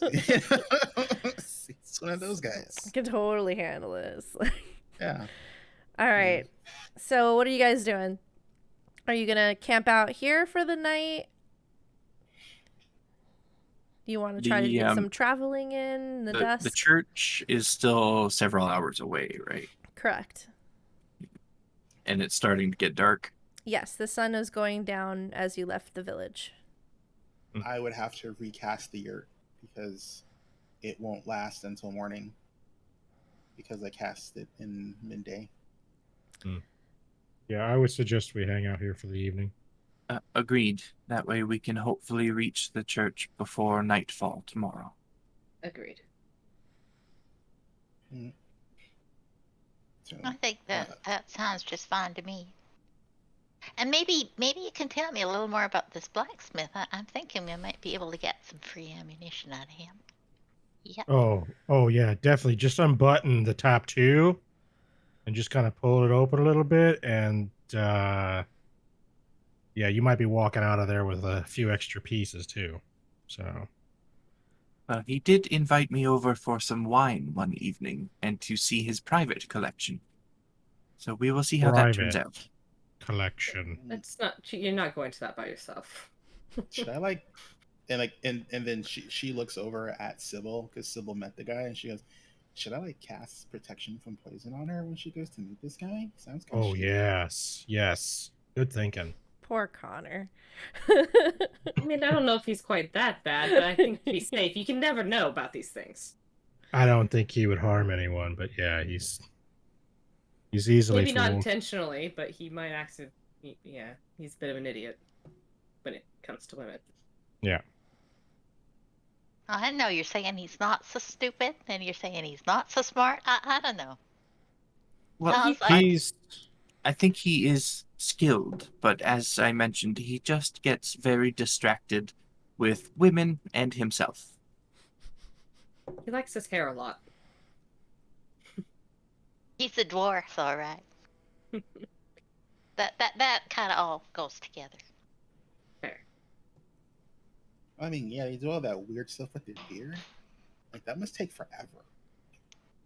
Yeah, just let it all hang out like mine. You see like a little bug crawling out of Fudge's beard.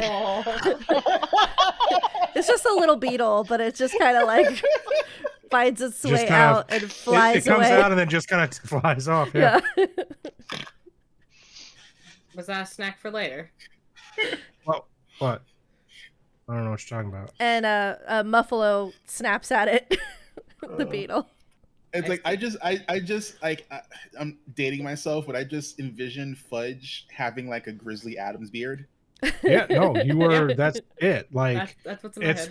Huge beard, like, and you know, just long hair. It's just like, you know, yeah, he just has like, you know, the big, you know, Grizzly Adams hair like down his shoulders, and like, you know, the big old curly beard that goes down past his chin. Yeah. No, I don't know if you've seen Jack Black these days. That's like, it's just. Oh, dude, man, Jack Black on Jack Black on TikTok and in Instagram is like the highlight of my week. Yeah, there you go. So yeah, that's exactly how I envision Fudge. It's just hair all over this. And and I'm sure if he took his shirt off, it would be just hair. Yeah. So, like a lion's made of hair. Yeah, that's pretty dang close. Oh man. All right, so Kieran will wait until just before we're gonna like knock out, just so she can get the most out of the casting, and then while it's still up and it has a little bit left to go, she's gonna ritualistically cast it again, so that way it just overlaps. Because that's the cool thing with ritual spells. Okay. And so as you guys are kind of milling about, do you set like a campfire at all or anything like that? I mean, you're kind of in a relatively safe area. You're just outside of town. Kind of tucked off the side of the road, but really wanting to draw attention, so Sybil wouldn't. Anyone else would. You do see there's other fires in the area from the refugee camps that are nearby. So you see some slight glows dotting here and there around the town. So it wouldn't be unusual for you. If you guys did want to start a fire, you would see that it's not necessarily going to make you stand out all that much. Oh, I don't know if how active you're keeping track of the calendar, but if there's ever, if there's like a full moon or a no moon, can you let me know on any of the nights that we're doing whatever? Yeah, I was not keeping track of the calendar, but if you have, mechanical or character personal reasons to keep track of the moon cycle, I can definitely start that. It's religious reasons. Okay.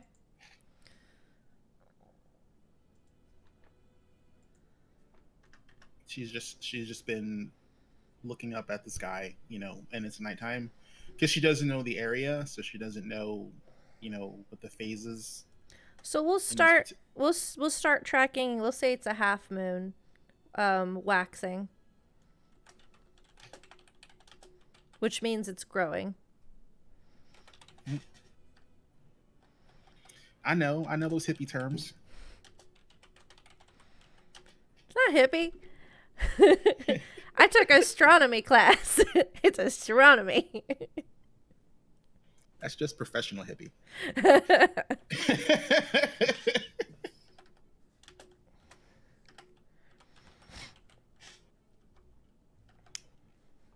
So we'll start drafting up her note, though. She wants to get that done tonight rather than tomorrow to have it prepared.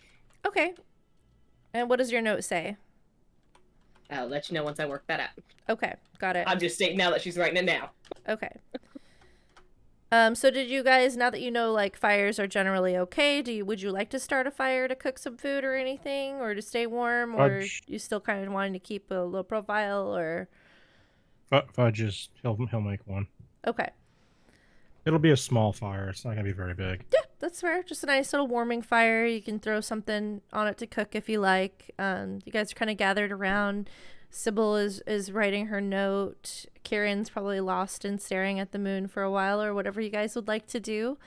The evening right now is yours. As you see, the sun kind of dips down below the horizon, and like I said, you do see some of these fires dotting the landscape here and there, just this telltale glow in the distance of a few of these refugees' fires, these camps that are kind of made out around the town, as well as a few kind of within the town. You're close enough to the town where you can also see some of the lights from some of the buildings in town as well, and in the distance you can hear some chatter of some people. Like, probably the closest refugee group is still a ways off. They would be able to hear you guys talking, but they sound like they're a bit more of a rambunctious group, so they're a bit louder than some of the others. Maybe they're drinking a bit, you're not sure. But every now and then you just hear like a loud masculine laughter and a woman giggling and just some interesting sounds, which is honestly kind of nice to hear, that they're still finding a little revelry even amidst the hardships. But besides that, it's just the sound of some of the insects, kind of the night insect hum that comes as the night falls and the stars start shining. What would you guys like to do? Are you gonna be doing, because you said you're introducing like the crafting system? Are you also going to be doing the skill clock as well, or have you not decided to go that far into that yet? I haven't really made full decisions on that. I personally think you can't just decide, I'm gonna just be better at persuasion now. I'm gonna practice talking. There's we have some sort of bedrock for the procedure. I just wasn't sure if you were gonna start adopting it or not, or you just want to start with the crafting stuff first and then work your way into that. I might, or I'll either adopt something that we've done in other games, but for me, it needs to make sense. It needs to make story sense. So it needs to be like your character picked up a book and wanted to start learning this, or started, you started hanging out with Crystal a little more and ask her to teach you how to shoot, and she starts training you, like something story based that makes sense, and then we'll take it from there. I don't want you to just randomly be like, you know, I want to be better at driving, but you know, there's not really any reason why my character has come up with this out of the blue. Like, I don't think we want Karen driving vehicles. Not that any of you would do that, but I just want you to understand kind of my approach to it is if it kind of comes up naturally in conversation or in something your character seems genuinely interested in learning, then we'll take it from there and figure something out. But it will be something, you know, based in story and character that makes sense for character decisions. In terms of the crafting thing, if you've got a recipe or you want to just experiment with stuff, I'm fine with anyone doing that. You don't necessarily have to. You can start becoming proficient in it if you have a member of the party who is proficient in, who has like an alchemy kit and is proficient in that, or if you look for a book on it and you want to like learn more of the techniques, then you'll gain, you know, the DCs will be less difficult for you. And so that's something that you could learn or work towards. Or if you just continue to experiment and continue to get better and more familiar with it, I'll take that into account as well as part of sort of a skill tree thing of just like... Could I do that with a medicine kit and my medicine skill, or would I have to supplement that with additional knowledge? I mean, you're a cleric, so I assume you have sort of like, are you proficient in medicine or no already? Yeah, so you already have that. You already have that proficiency. Okay. But if you wanted to, I would take that into account if you were trying to create like a healing potion, but you're not necessarily skilled in like alchemy or herbology, but you kind of know you have that proficiency in medicine. I would say if you're trying to create something to heal somebody, I might lower the DC in terms of that, because you might be a little bit more, you might not know a lot about herbology, but you might be more familiar with plants that have healing properties based on your training in that area, right? She's more like, it would be more like a triage, or kind of like, you know, like she would be more comfortable in a hospital. Okay. And not more of a nurse, less of an apothecary. Okay. So in terms of like, you know, binding wounds and things like that. Okay. Yeah. But I mean, she would like to try and do some of that stuff, because seeing the recipe going, oh, you can do this stuff, was like, oh, okay. I mean, she might tap Fudge, because she figures, you know, he knows medicinal herbs and stuff like that, like what I can chomp on in nature that's not going to outright kill me. Fudge has like a bit of knowledge. She's way more on like the animal beast side of nature, but he does have some knowledge. Like he knows what to eat and not to eat. That for sure. It's a bit of experimentation, and with the help of maybe finding some recipes here and there, you can see how certain ingredients are commonly used and kind of start to learn that way, or just experiment with things. So it's sort of just give some stuff a shot, and we'll see how it goes. If you have an idea, go for it. You want to look for ingredients in the area, let me know. We'll see what you find. I have to do that when the hut is not up, because I need to be in it to keep it up. I don't think it's up yet. You guys are just kind of hanging out around the campfire right now. So if anyone did want to kind of like look around for things, you're welcome to do so. Actually, yeah. Hey, Fudge. Yeah. Like, you know, do you know what this like stuff looks like? And she like, you know, points to the recipe that was found. You know, like, what's this flower? And like, you know, like I know what chalk is. Is it like the chalk from a classroom? Probably. Well, yeah. Well, yeah. I guess so. Yeah. But yeah, the I'm not familiar with necessarily the. You can give me a nature roll. Here. You can give me a nature roll to see if you recognize the flower or the mushroom. Oh, that's going to be a total of 1 for a total of 7. This is your first time to these, or first time to this particular area, and although they sound familiar, you can't quite place it. Yeah, probably need to spend some time out in the woods here, just kind of meandering around just to see if I can. Right. Like get if my you do that, grips let me on know. it. Like I don't want to get too dirty because I don't like sticking my hands in the dirt. Ew.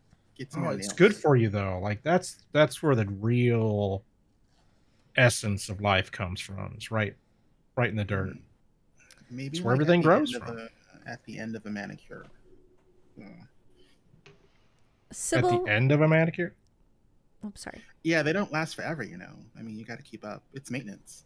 Oh, you're saying like after you've gone and got your manicure, then like 2 weeks later, you're going to like jump in and you'd be willing to do it then. Who do you know that's that good? I don't know. I'm just going to flash my hands. It's probably dirt and everything else underneath the fingernails. I don't do any of that. Very thick cuticle. Yeah. Yeah, Fudge's hands are like they're like a farmer's hands. Like they are just straight up. We can work on that. I don't know. Maybe never really thought much about that. Give them a nice soak, scrub off all that stuff. Get rid of the dead skin. I like my dead skin, but now I'm willing to try a few things here and there. So maybe when it's time for you to go get a manicure, I'll join you. I don't think there's any place around here I can get a manicure. Oh. Okay. Well. Either way, I will. I'll poke around, and if you want to come with me at some point, you can come with me, and we'll take a gander at the woods here, see if we can find anything interesting. All right. I wish I had marshmallows. I don't have anything like that, but I do got like jerky. No, you ever roasted marshmallows on a fire? No, not too much for the sweets.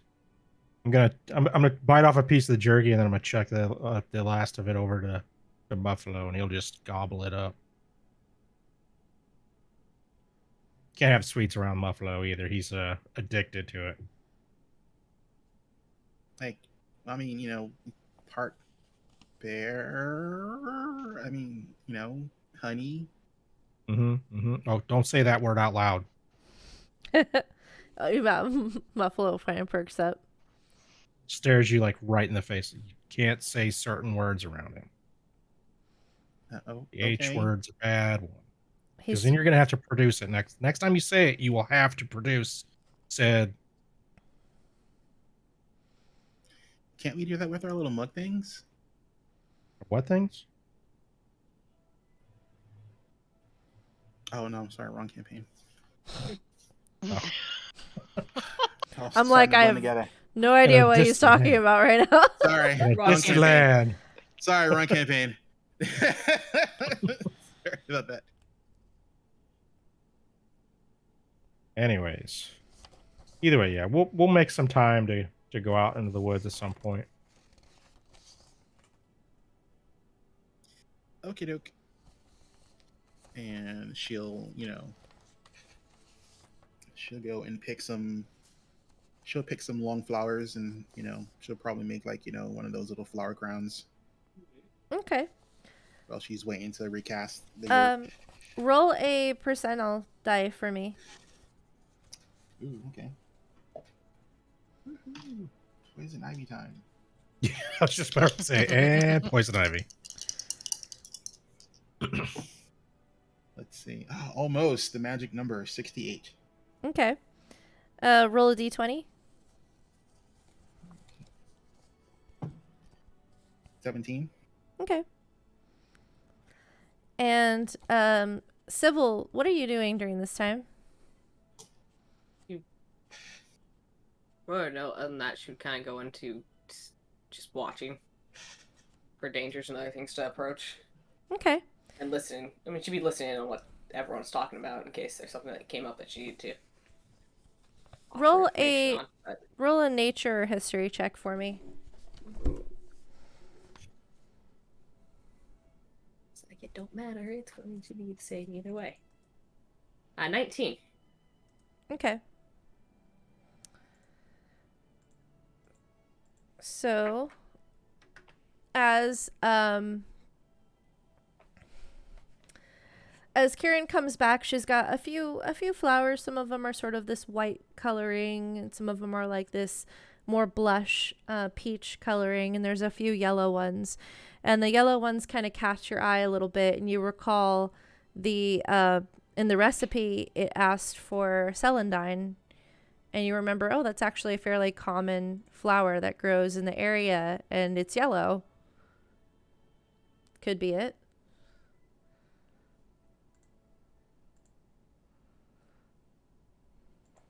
Aaron, those yellow flowers might be related to that recipe. Really? Possibly. I mean, they are yellow flowers. I'm not a Is that what botanist they by look any means, but they're a common one around here, so possible those are them. And as Kieran brings them a little closer to you, you get a better look at them, and you're fairly certain that those are celandine. So I'll reach out my mind. Or pluck she one from her bouquet. Yeah, she hands them over. Look at it for a moment. Yeah, I'm pretty certain this is celandine. I'll pass it back. Okay. Good to hold on to a few of those. She'll stick them in her medkit. Okay. And you, with the rolls that you gave me, you do find basically one grouping of it, enough to satisfy an ingredient's worth for that recipe. So you can put, one, what would I want to say? Not patch, but bundle. Thank you. That's the word I was looking for. You guys are just awesome today, saving me from my failure of vocabulary. So yeah, one bundle of celandine. Add that to my character sheet. Mm-hmm. And is there anything else? So we've got some people. Kieran went and successfully found a few flowers, and is sitting making a crown out of the rest of them. Sybil's kind of keeping watch. Anyone else doing anything? I want to ask Seth a question.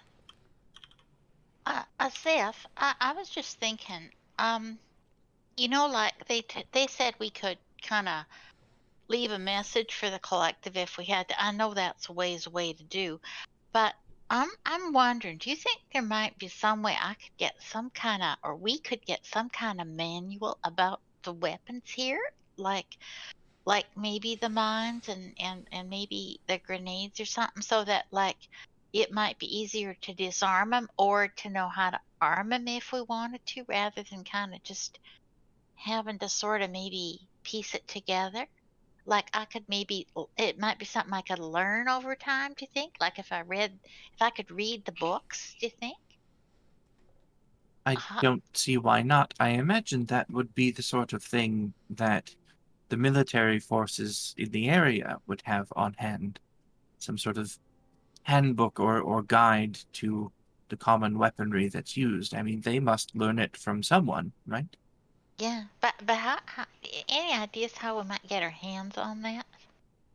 It may be worth asking the mayor once we return to Little Hope. After having proved ourselves capable of doing various jobs, they might be more inclined to supply us with such things. I like that idea. I think that might be something for me to work on as we're going forward, because I don't think we've seen the last of this kind of stuff. Agreed. And if the mayor does not have such a thing on hand, perhaps they can point us in the direction where we might find one of these manuals. Yeah, 'cause I just don't see us going all the way back to leave a note for the collective and then waiting around to see if they could answer. And then, like, what if they just don't have that kind of detailed knowledge for here? And they did explicitly tell us that we really would not be receiving any sort of assistance from them. I imagine this would count as such assistance. I kind of think you're right. Yeah, yeah. But But it I is like your definitely, ideas. We can yes, maybe worth check that out. inquiring. We know there was was the factory not a place that produced munitions? Would it perhaps not contain such a thing? That's entirely possible. I'm just not putting all the pieces together today, quite right. It I has think my head's been, still a little sore yes, from a those very flights this long morning. couple of days. But it is good that you mentioned it. We should all keep an eye and ear out for such a thing. Okay, that sounds good. I think my ears are still ringing a little bit from all them explosions. That was a lot of explosions, more than I like to deal with on a daily basis.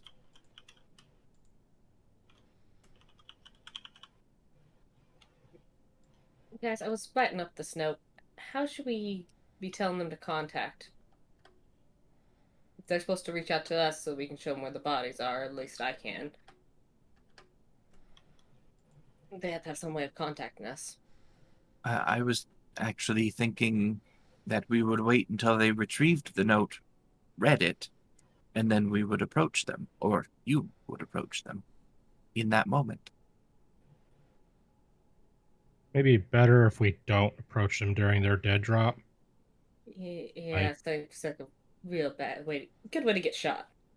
Maybe we have them meet us somewhere, or meet Sybil somewhere. Set a meeting point, yes? Yeah. What about maybe Dax's? Well, they have They may want to, yeah, they may want to do something outside of town. A little bit more overt. Yes, probably be best not to have such a meeting in a public place. They're probably going to change the drop zone after this anyway, because they don't want public knowledge of where it's at. Why don't we tell them that we'll meet them back there in 2 days' time? Yeah, there you go. That's a good idea. Maybe not 2 days, but however many days we want. Well, 2 days doesn't seem bad, because that may give us time to clear out the church. Yeah. We could, yeah, you could, oh yeah, 2 days, yeah. Give us time to clear out the church, and then maybe we can, yeah, just meet them back there. Makes sense.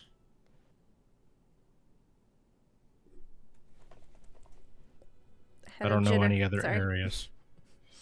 Yeah, I was worried. It was like someone grab a spoon. It was like a shiver that just took over. Sorry. All the time, so I get that as a commonplace. Like either when I'm cold and I'm going to get warm, or the opposite. If I'm starting to cool off too rapidly, I get the shivers like that. It's bad. Ignore Weird me. one is when I go from the AC to outside when it's really hot. Yeah, so I guess, yeah, we tell them to meet Sybil back in 2 days' time. And that'll give us time to clear out the church. I was thinking of signing it Hopeful Ally. Yeah, maybe, I don't know. I'm not good at the covert stuff. If this was like a pack of like wolves or some griffins, like I can meander my way into those circles. But people circles, I'm just not going to drop a name in the note. That seems like giving them way too much information right off the bat. Agreed. Yeah, I don't think I'd be telling them my name. Do mention a specific time. Yeah, I know 2 days' time, but like 2 days' time at noon or something, so that perhaps you can arrive there first, so they don't get startled by you walking up on them. Okay. Though they might try and get there early as well, so... Well, then that would be their own fault, wouldn't it? if the church is like a couple hours outside of town, we should shoot for something that's like mid-afternoon. That way we've got time to converse with them and still get back to town before nightfall. Yes. But we don't want to get too early in the day because we may still, might be tough clearing out this church and, I don't know. We might need a little extra relaxation. So you're saying you don't want it like sunset? No. Not sunset, yeah. Give us a little buffer. So that way we've got time to like go to the church, do this drop, go clear out the church area, then come back to town, and then if it's really been a bad day at the church, because like today was pretty crazy, right? Yes. So we may need some recovery time after clearing out the church, so that would certainly offer us that. Just give us a little bit of buffer, and if everything's really, really good, then we'll have time to just stop off at the orphanage, see what's going on there before we head out, I feel like we'd have quite that much time, but you never know. I mean, we just pop in for a couple of questions and then pop out. Just saying, give us a little wiggle room. So 3 p.m. Sounds good. Okay.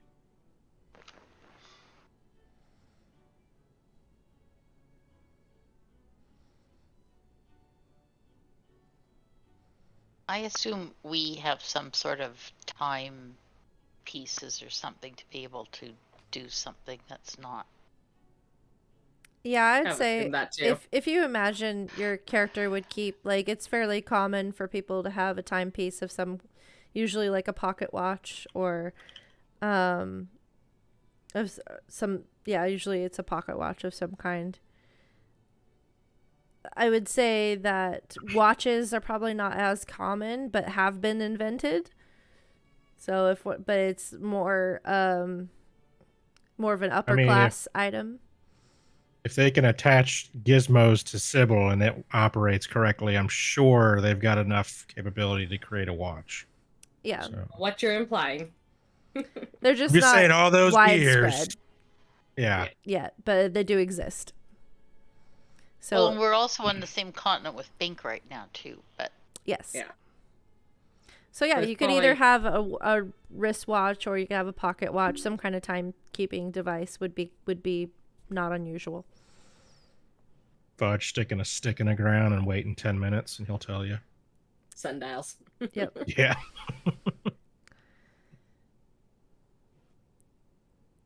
Anything else you guys would like to discuss or do this evening?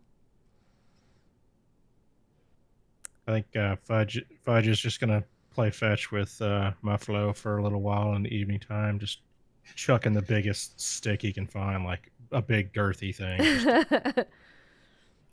And Muffalo is very pleased and kind of romps around and got to wear him has down. He enjoying didn't, You hear small creatures running away from the campsite. And when they hear him kind of thudding along, as he dashes into the bushes and then comes out with a totally different girthy stick. Yeah, I'm intentionally throwing it into areas that would make him have to like rustle through thick forest. So you guys enjoy that. And then the evening draws late.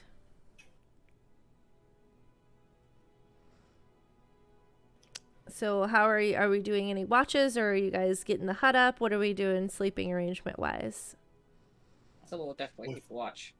But then again, I don't technically with sleep. the hut up, I mean, it's up to you as far as, how in danger we're gonna be.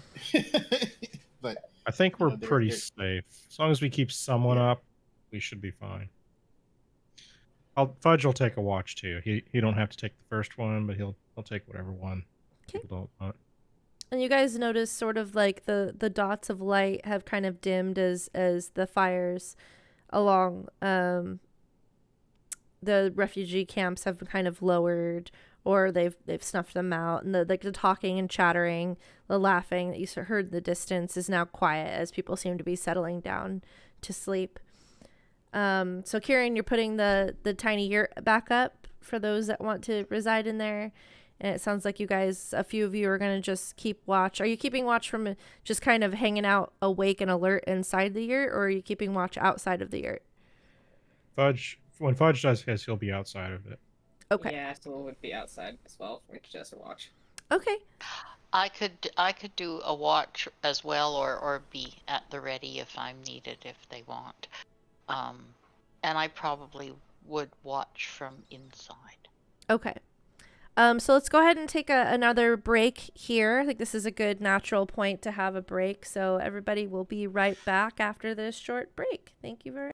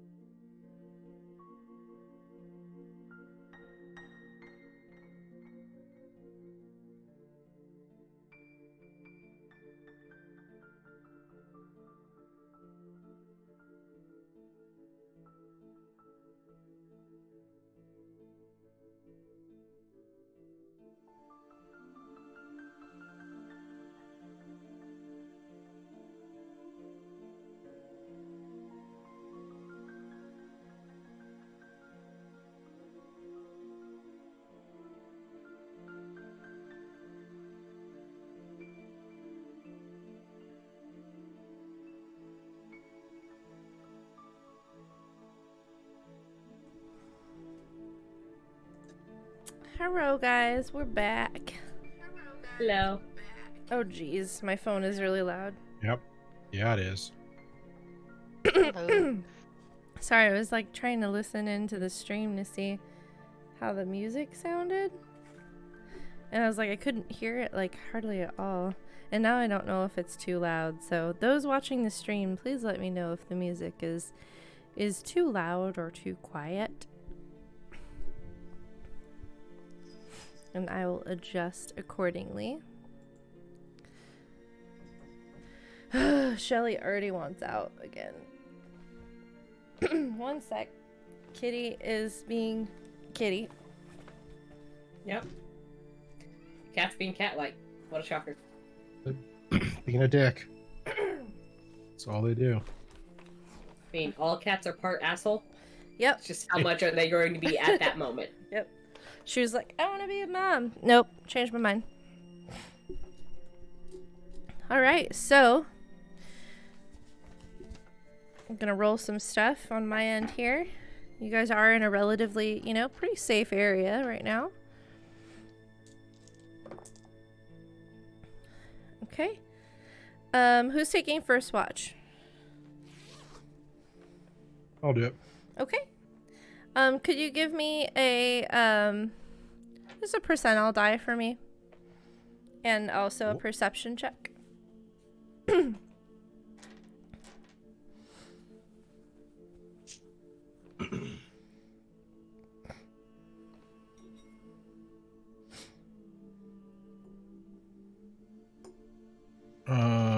The percentile is a 60. Okay. And old Blue's coming in for me right now. The perception check is a 24. You see some movement in the woods. And you can hear it pretty easily. Something is kind of fumbling about out there. You can't quite make out from this distance what it is. But something is kind of loudly making its way through the woods at a slow pace.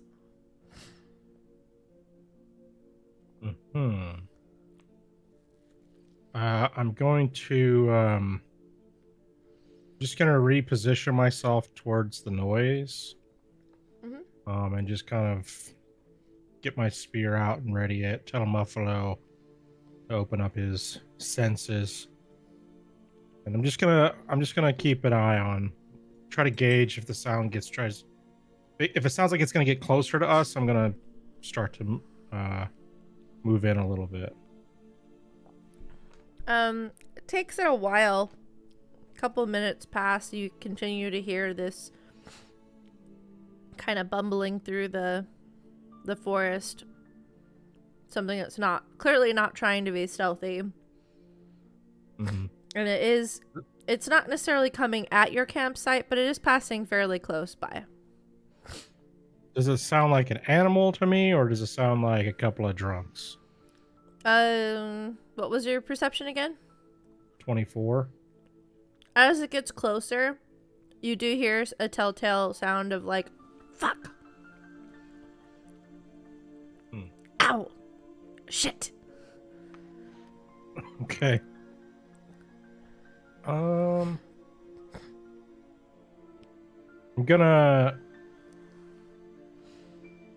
Do I want to engage or not? I think I'm just gonna let him go on by. Okay. You continue to hear... Go ahead. Yeah. No, go... I am gonna move in a little bit. I'm gonna see if I can actually get a sight on them. Okay, you move into the forest a little bit, following the sound, and you see an area where some bushes are clearly moving. It must be right on the other side of the bush. Mm-hmm. Do I see them at all, or? It seems to be you're only hearing the voice of one. Of one person? Okay. There's a bush blocking the person at the moment. He's just on the other side of the bush.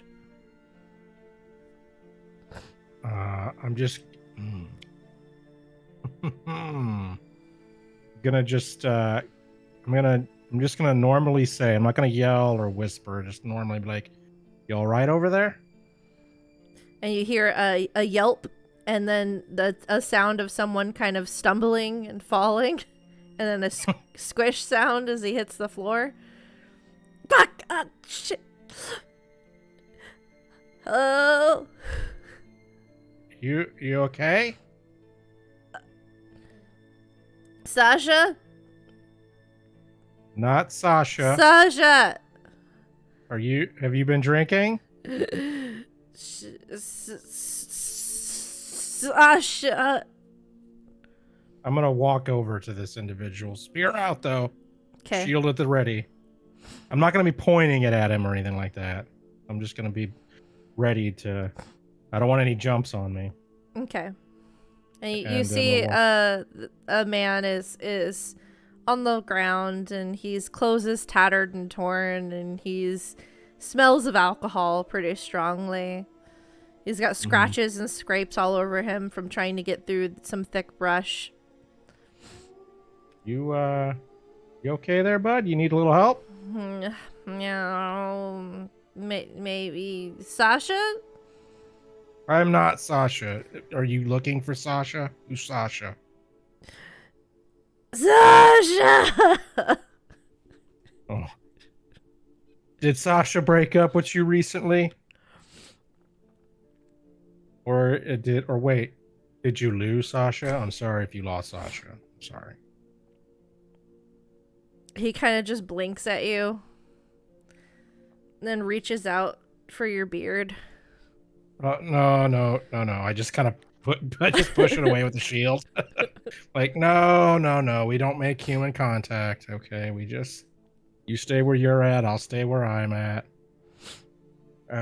Listen, you ought to go back into town. It's not, it's not real safe to be bumbling out in the woods. Okay, where go? This road sucks.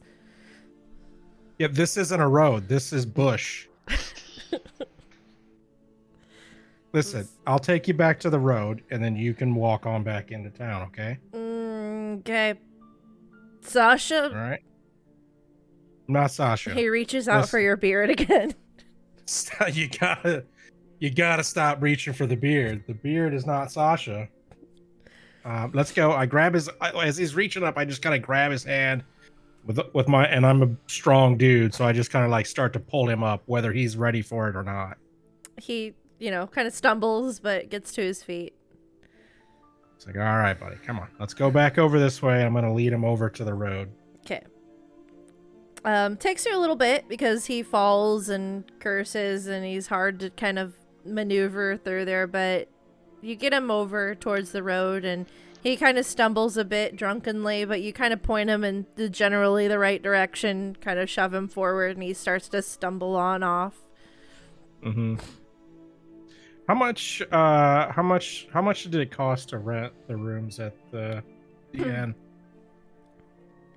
Do you remember? This guy might get lucky tonight and get a room. Who knows?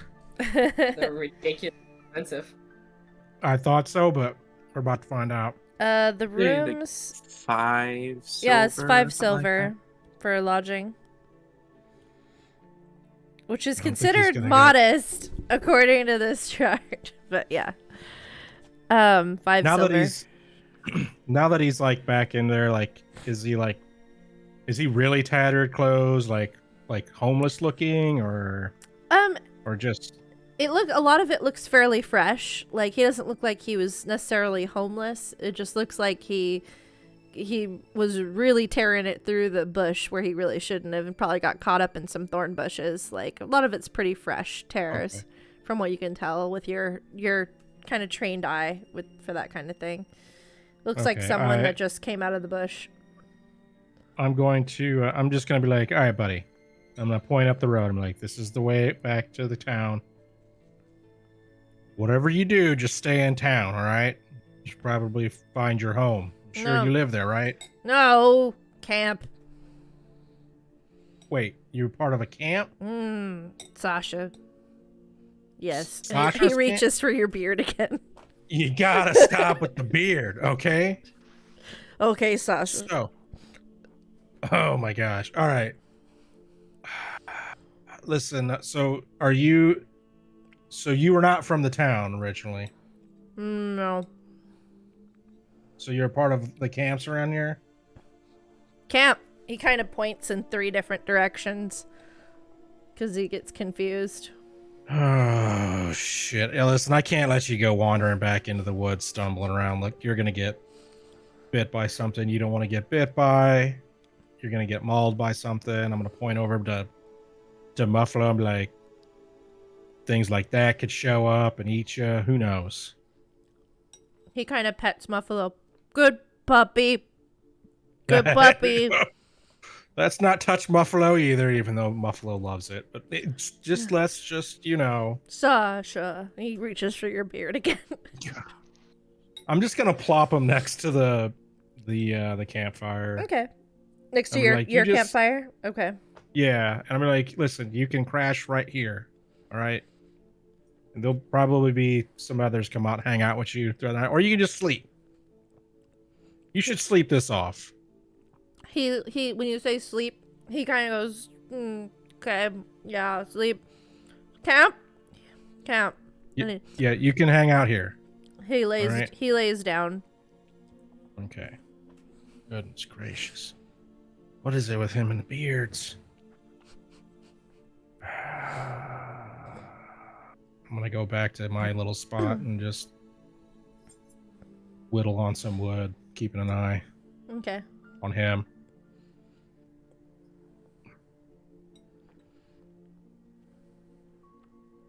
So he's a drunk. He's asleep. The rest of your watch goes by without event. The others come out and for your various watches, and you also see a drunk laying there asleep. I explain it. I explain the whole ordeal to whoever comes out. Yep. But the night goes on for each of you. This is the only excitement that occurs. So the night passes and the morning comes. Before the morning comes during my watch, I'll just drop 5 lay on hands to neutralize the poison in his system. Oh, okay. So he's not hungover when he wakes up. That's very nice of you. Oh, you're being way too kind to this man. I just want to be able to find his way back to camp and leave us alone when he wakes up. That's fair. That is fair. You see he kind of curls up a little bit and it changes position and seems to sleep a little easier after you do that. And I don't want to deal with him puking. Fair. I mean, there's a strong chance Muffalo might eat it, so... Oh yeah, God, no. We don't need that. So the morning comes. The drunken man is sitting up when you guys get up, and he's like trying to start a fire. And you're doing it all wrong. You're doing it all wrong. Oh, what's your name? Good morning. Hi. What's your name? My name? Yeah. So first of all, where am I? Well, you're outside of Little Hope. Okay, I didn't go too far then. My name's Jolinar. Okay, Jolinar. Listen, but most people just call me Joe. Okay, Joe? Yep. You were really drunk last night, stumbling through the woods, and I found you. That explains the clothes. You said you were part of a camp? Yeah. I think we camped right over there, and he kind of points to where the nearest refugee camp was that you heard kind of a lot of the noise from the night before. Okay, well, listen, if you get lost, town's that way. All right. Sorry about Sasha. No idea what that is. Also, when you're drunk, you have a thing for beards. Just pointing that out to you. That's all my observations. I'm sorry. Fine. Everybody likes my beard. I really don't have I was gonna start a fire for you to say thanks, but you obviously know more what you're doing. Thank you. No worries. Here. Just stay with your camp. Stay with your camp. You want this? And he What is kind of that? holds out this little like puzzle box.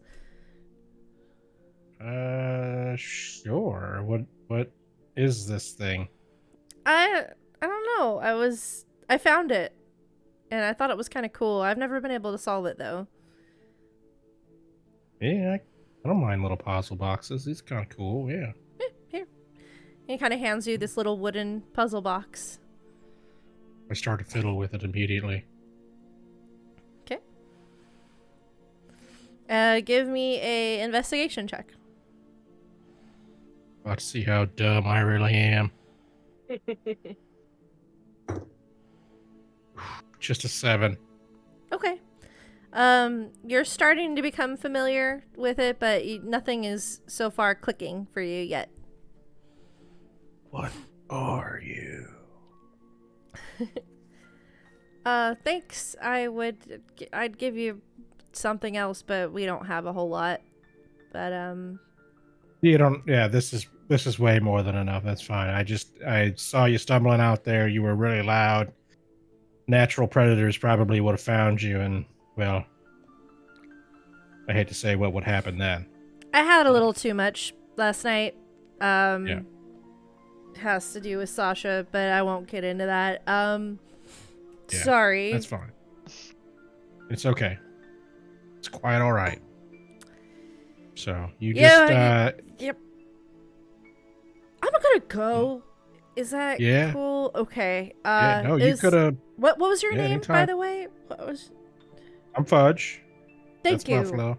Thank you, Fudge. Yeah. And wow, I thought you were something else last night. That's an owlbear. Yep, you definitely put your hands on him. You're lucky. You're lucky he's nice. Yeah. Very. Thank you again. I'm gonna go. Bye. Have a great day. Mm-hmm. And he kind of hurriedly rushes off in the direction of the other refugee, the refugee camp nearest to you guys. I tell you guys, that's crazy.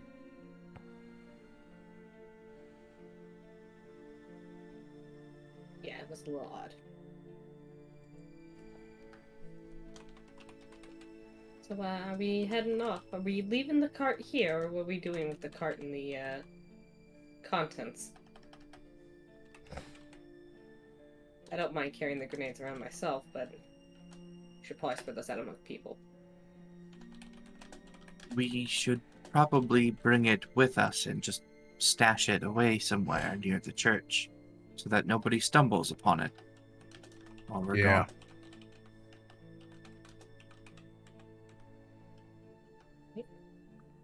Yeah, I like that idea. Not a bad one. Wasn't quite comfortable leaving it here. I don't think we can leave it here. And I don't think we want those people that we're not going to meet to see that we've got it either. So we're going to have to be real careful that we don't do anything so that they know we've got it.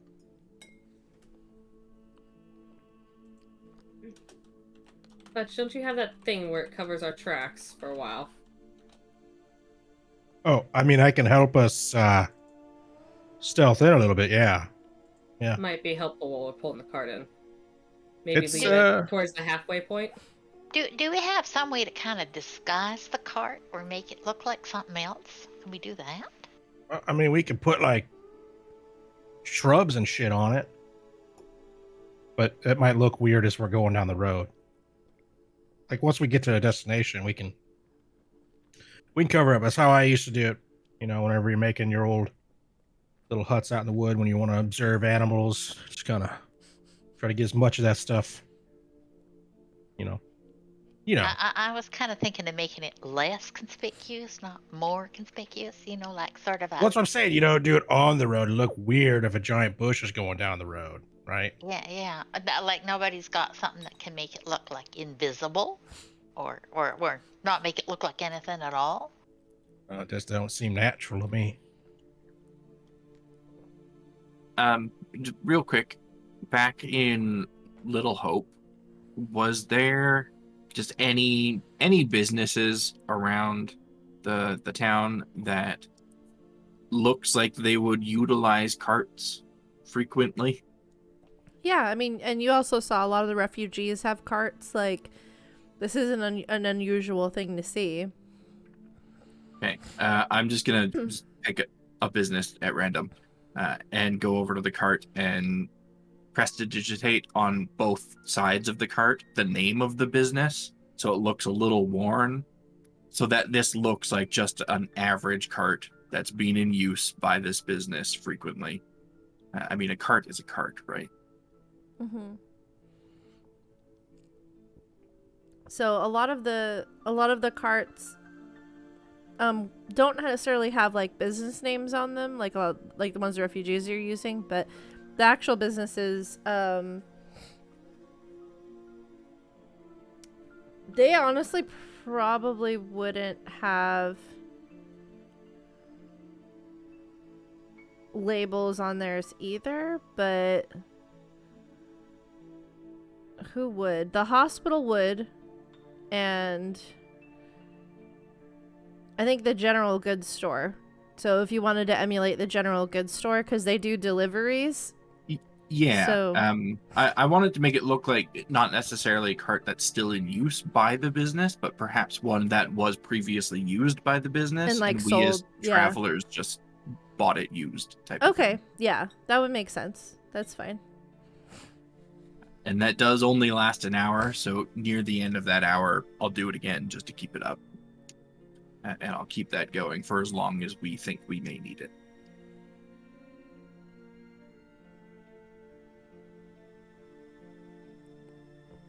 All right. You've successfully camouflaged the cart. I think that should be sufficient for anyone that we happen to pass by. I don't think anyone is going to look too closely at a crew of people walking with a cart down the road. No, probably not. I think we should stash it about halfway to the church, though. Find a good spot for it right around there, so we don't get too close with it. Probably not a bad idea. There may be someone watching that drop site, so we don't want to risk them seeing anything. Yeah, I was kind of thinking like just if there was an off chance that maybe they were out further and they happened to see us, at least if they saw a cart, they wouldn't be thinking it was theirs, that it might be something different and they might not put all the pieces together. So I think that's about the best we can do. Sounds good. Yes, I have learned in my travels that there is such a thing as being too inconspicuous. So finding a happy medium should do the trick. Mm-hmm. Sort of like hiding in plain sight? More or less, yes. All right, you guys make your way past the town, into the woods, and as you are continuing your travels, you see that the trail in the woods gets thicker and thicker and less traveled and less traveled, as there are some paths that veer off towards the farmlands, but the path towards the church is fairly easy to follow, as there has been various signposts at the crossings here and there. But the deeper you get into the woods towards the church, the darker and thicker the woods get, the thicker the air gets, to the point where you're continuing down the trail and it looks like not many people have really traveled down it in this area of it, and the trees look like they've sort of grown over the path a bit, and you start seeing like the air just feels thicker, almost more moist, and you start seeing some a lot of dead wood as well, and a lot of fungus is growing in this area. It becomes more and more abundant the deeper in you get. And then you start seeing some grave markers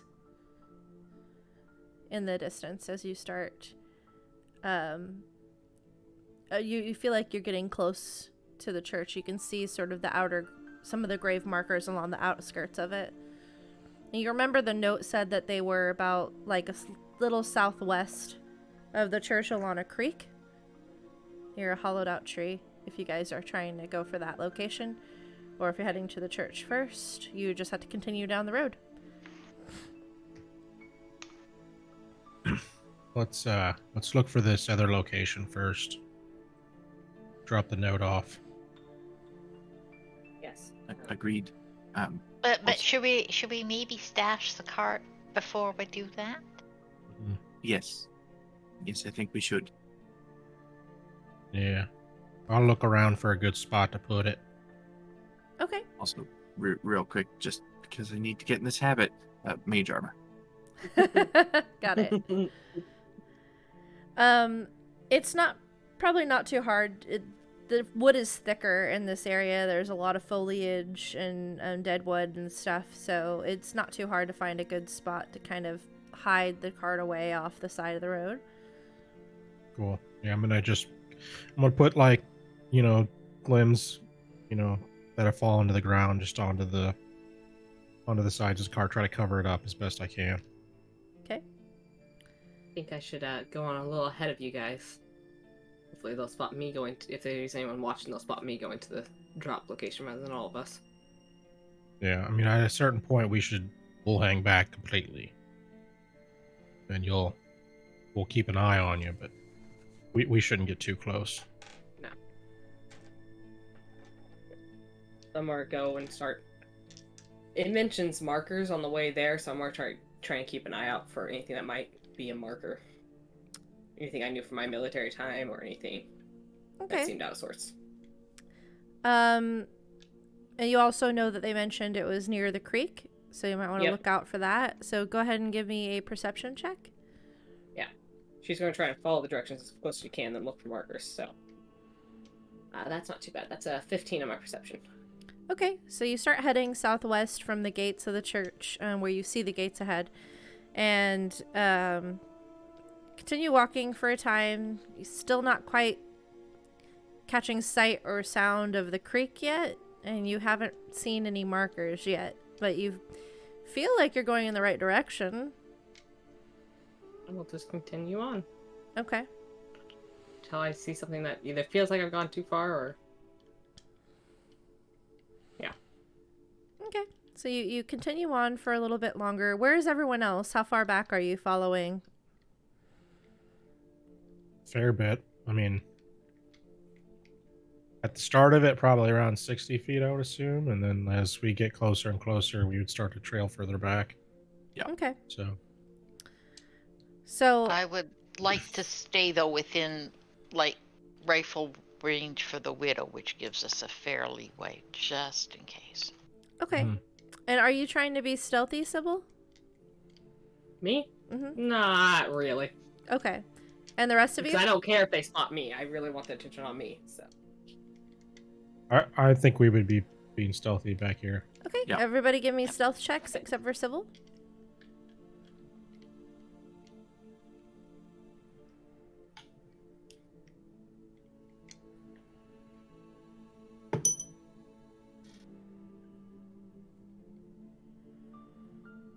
Only a 9.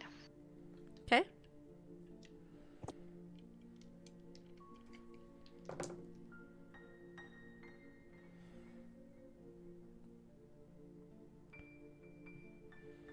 Oof. That is a whole 6. Okay. Not looking great here either. Muffalo got a 7 and I got a 4. Okay. And I got a 7.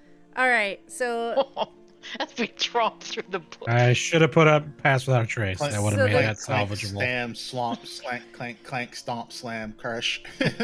Yeah, it's this part of the wood is pretty difficult to get through quietly. There is a lot of dead wood around, and as you go along, the mushrooms are very slippery and they grow and grow in abundance, and so some of you kind of step on them and slip.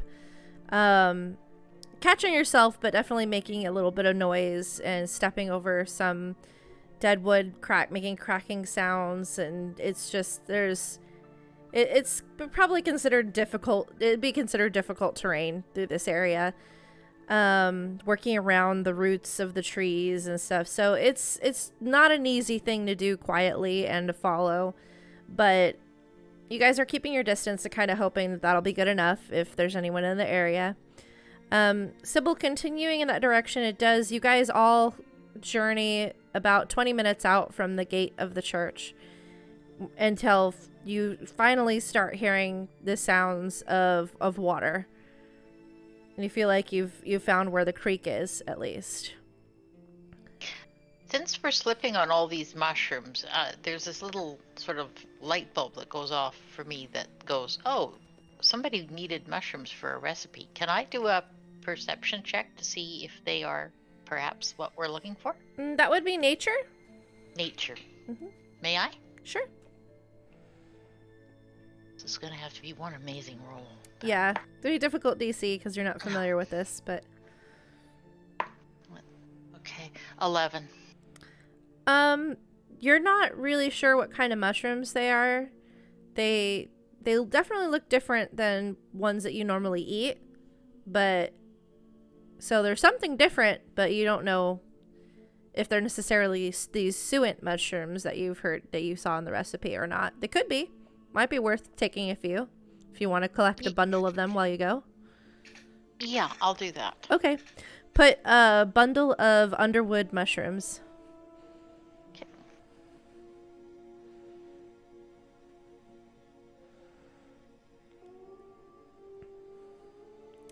And you guys can continue following Sybil at a distance. Sybil, you're following the creek, and you see this area a little bit in that looks like it's a minor clearing, and it's got this big oak tree that looks like it's fallen down. Okay. They didn't mention a hollowed oak, so I'm more follow towards that and start looking for... Keep an eye out still for the markers or anything else that might be left as an indication. Okay, give me another perception check as you approach the area. I'm done screaming out. Oh, 18. Okay. So you approach this big fallen tree. It looks to be probably like an oak tree. You see a hole in there. You're not sure if it's hollow or not. You'd have to get a closer look. But you do see something kind of carved into the tree towards kind of near its base. Okay. I'll keep moving towards the tree then. Okay. Kind of now taking... I see something carved, so it means people have been in the area. I'm also keep an eye on the ground to make sure there's no traps or anything else. Okay. Give me an investigation check if you're looking for that. 7. Okay. I just had to fail me eventually. All these checks are +0. Okay. So far, you're doing okay. Mm-hmm. And you don't see any traps. Nothing looks apparent to you. Just looks like a fallen tree that's got some carving on it. Yep. So I'll move forward, at least enough to be able to make out the carving. Okay. And what you see sort of looks like the carving of a V shape. Mm-hmm. And inside the V, it sort of has like an A, like an upside down A inside the V. Does that mean anything to me? Nothing. Okay.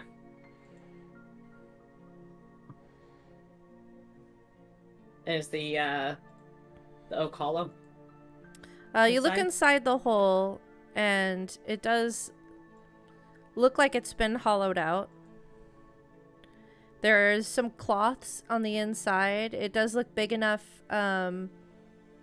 It's like a pretty big hole in it, and then you see some light coming from the top of the tree. And so you could see that there's an even bigger opening on that side of the tree. So there's a smaller but pretty wide hole in front of you that you're looking through. And then you see light coming from sort of where the top of the tree would have been. That it's missing its top now, but it does look like this tree has been hollowed out, and you see some cloths inside the hollow tree, like some things were previously kept in there.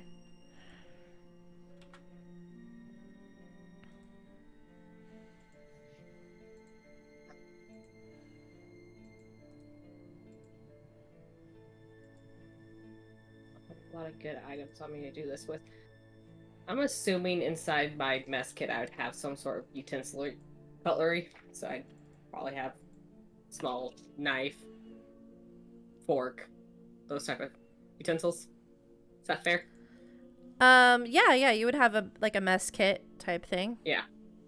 So I'm gonna pull out the knife component of it. I'm gonna grab the note I wrote, plus the note we took off the soldiers that had the directions to this location. And I'm gonna put their note behind my note. And I'm gonna take the knife for it, and right next to where they have their marker, or what I'm assuming is their marker, is I'm just gonna stab the knife into the tree to basically tack up the note. Okay. Got it. Give me a perception check. Natural 20. Okay. For 20. Let me roll some things on my side. You know there's someone in the trees. Just up, you can see in the corner of your eyes, there's a figure.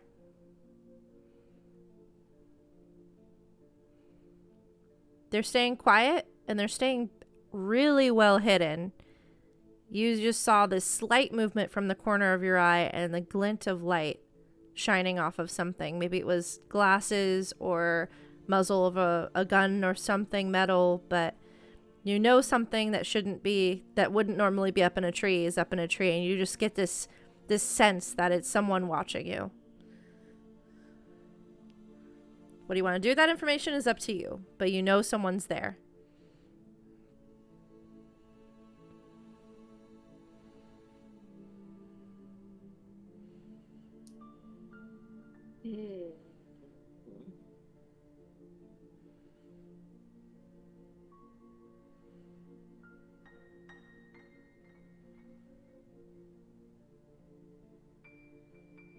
Sorry, I'm trying to decide. That's fine. I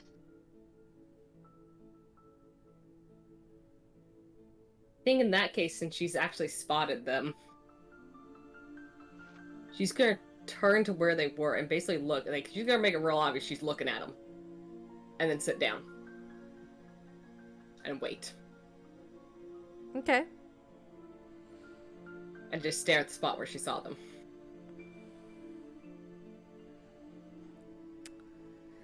You wait.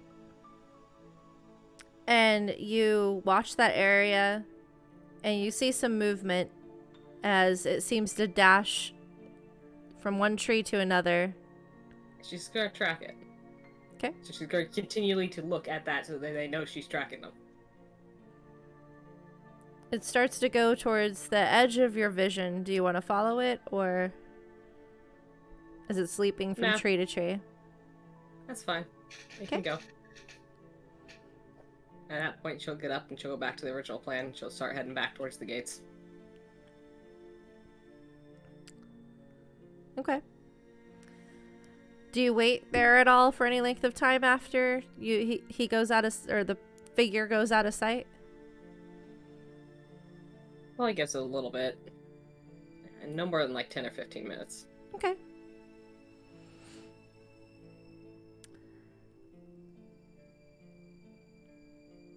After you're about to leave the area, when you notice the figure in the trees, you see that movement coming from the direction where they disappeared to. You see movement coming back.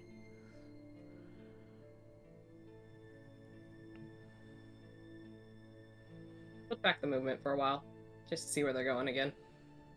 They seem to return to near their original perching spot. They're still not making contact with you, though. That's fine. She'll give that spot whatever salute they used in the Western Darvastian army before she turns and walks away. And when you turn to walk away, there's a shimmer in the air in front of you, and a figure appears. Hello. And it looks to be a tall for a halfling, but a halfling woman. She wasn't there before. She's there now. I will do my best to just stay completely stone-faced on that, just like totally expected that type of moment. Even though it surprised her. Hello. Who are you? Hopefully a friend. I was going to leave the note, but I caught sight of someone nearby. Figured I might wait to see if you, made contact.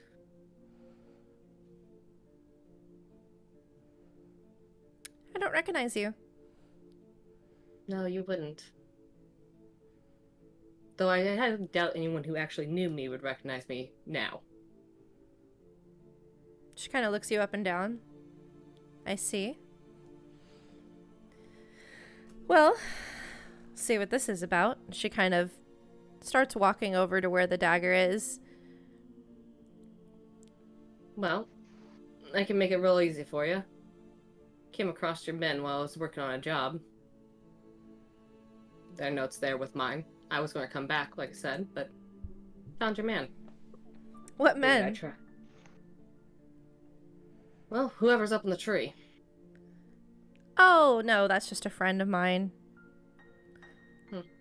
We look out for this wood, you know? Someone needs to. Sure. But like I said, we haven't seen you around here before. You're new. No. What business do you have? You said you bringing back a note from my men? That's odd. I don't know what you're referring to. You talking about my hunters? Sure, if that's what you want to call them. Yeah. I'd call them delivery boys, but... I don't know what you're talking about, but... Are you lost? Can I help you get out? Oh, I'm not lost. Okay. I'm right where I'm meant to be.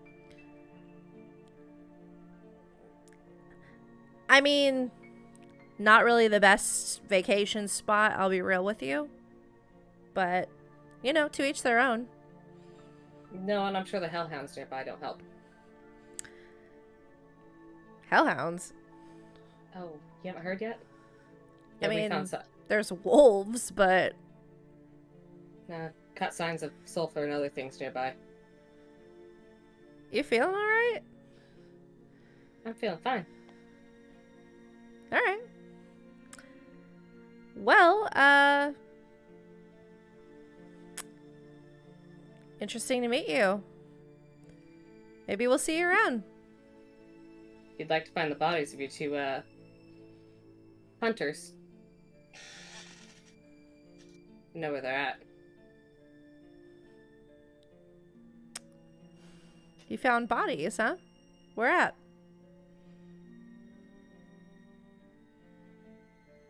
Out in the battlefield.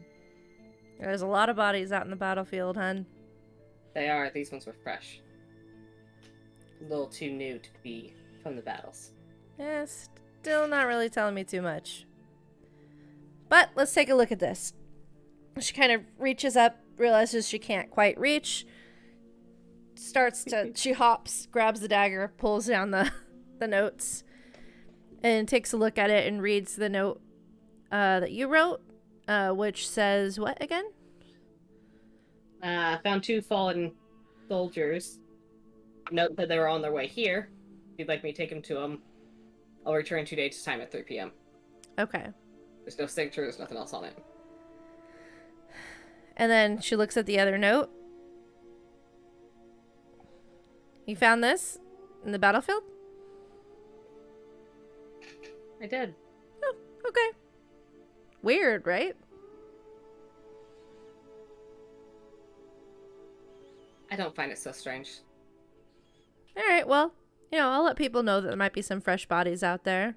Probably should be picked up. Families notified and whatnot. Don't know who they are, but... Can I make an insight check? Oh, yeah, go ahead. I mean, I feel like she's lying through her teeth, but let's see if... that's a 18. Okay. I rolled for them as well, and they're very hard to read. You get that they're being reserved and maybe a bit dodgy in terms of like wanting to answer questions. They seem very suspicious of you, but that's not necessarily unusual in this lands. But you don't get a clear read if they're being deceptive or not. They could be telling the truth. They might not be. They could be a little ignorant. You're not, or they're just really trying to hide it. She's pretty hard to read. You know what I found most unusual about the note was the TWR. Yeah, I haven't seen that before. That's new.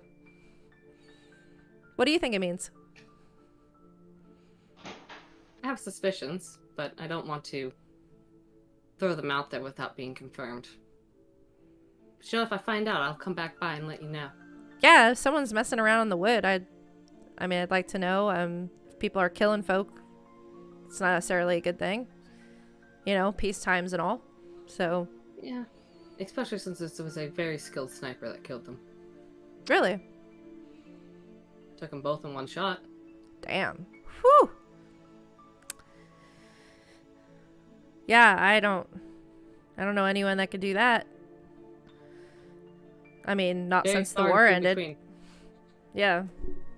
Well, it's not like people's skills disappear as soon as the war ends. Yeah. That's true. A lot of skilled people around, that's for sure. I mean, you look to be pretty skilled as well with what you were built for. Yes. Unfortunately, peace talks came around about the time I was finished. Yeah, maybe that's a good thing, though, right? Possibly. We'll have to wait and see. Yeah, we will.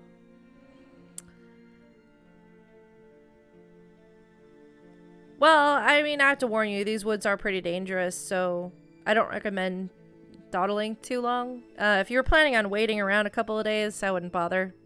I haven't seen anyone come by here in a while. Not besides you. And my hunters.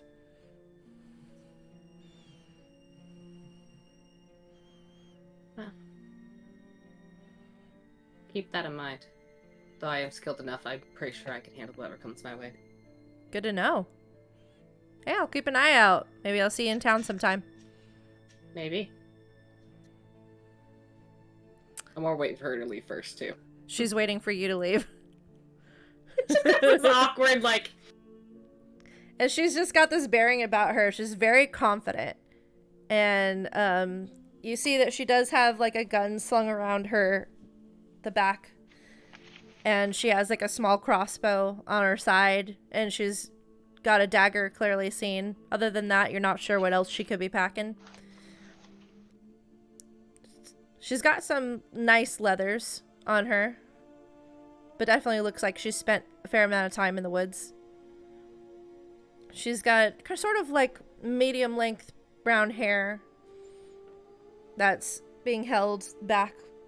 Like half of it is being held back away from her face. Comely face. No fear in her face from what you can tell. Very confident and sure of herself. Staring you down without hesitation or awkwardness, just looking you straight in the eye the whole time and waiting for you to turn away.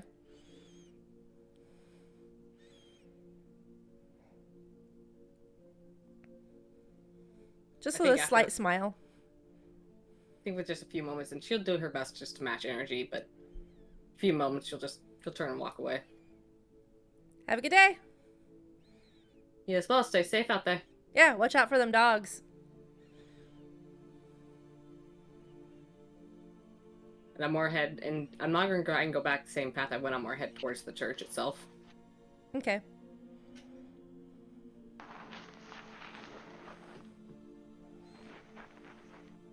Probably, just in case they're still watching, I'll probably weave my way through the graveyard a little bit as if I'm looking at the headstones for a moment. Okay. Before going to the church. The rest of the group, could you guys give me perception checks while this is going on?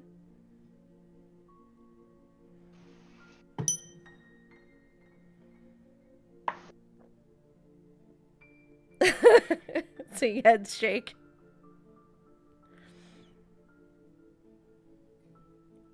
Supposed to be good at perception, but I only got an 11.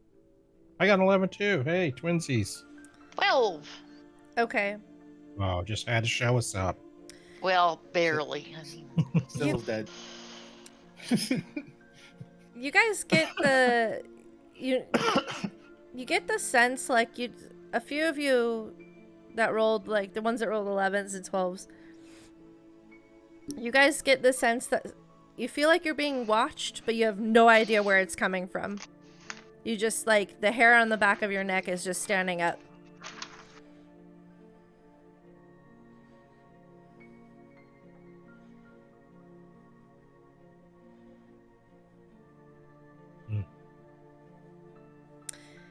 You wait a while, and then Sybil seems to be, you see her kind of walking back towards the ruined church.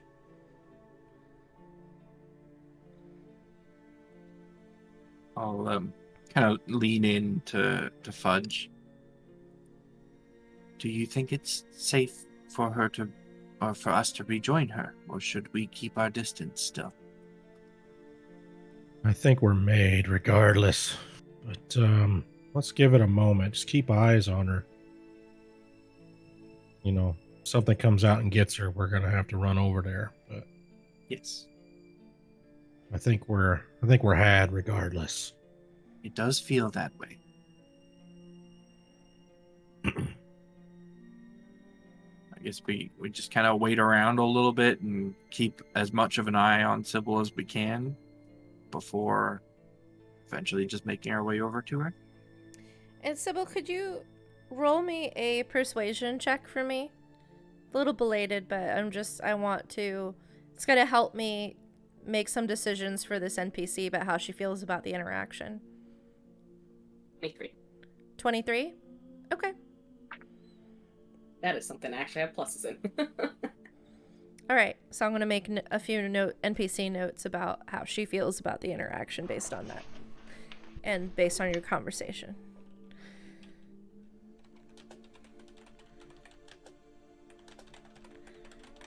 Okay.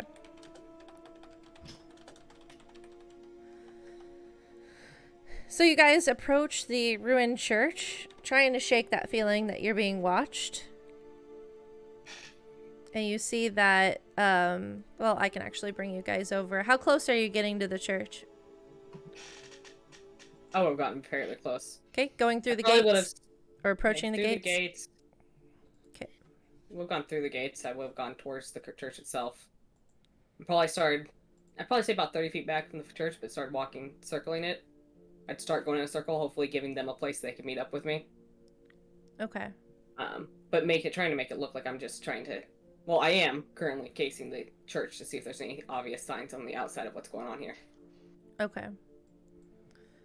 Let me... trying to grab tokens and stuff, bring things over. Why are you... there. That's why.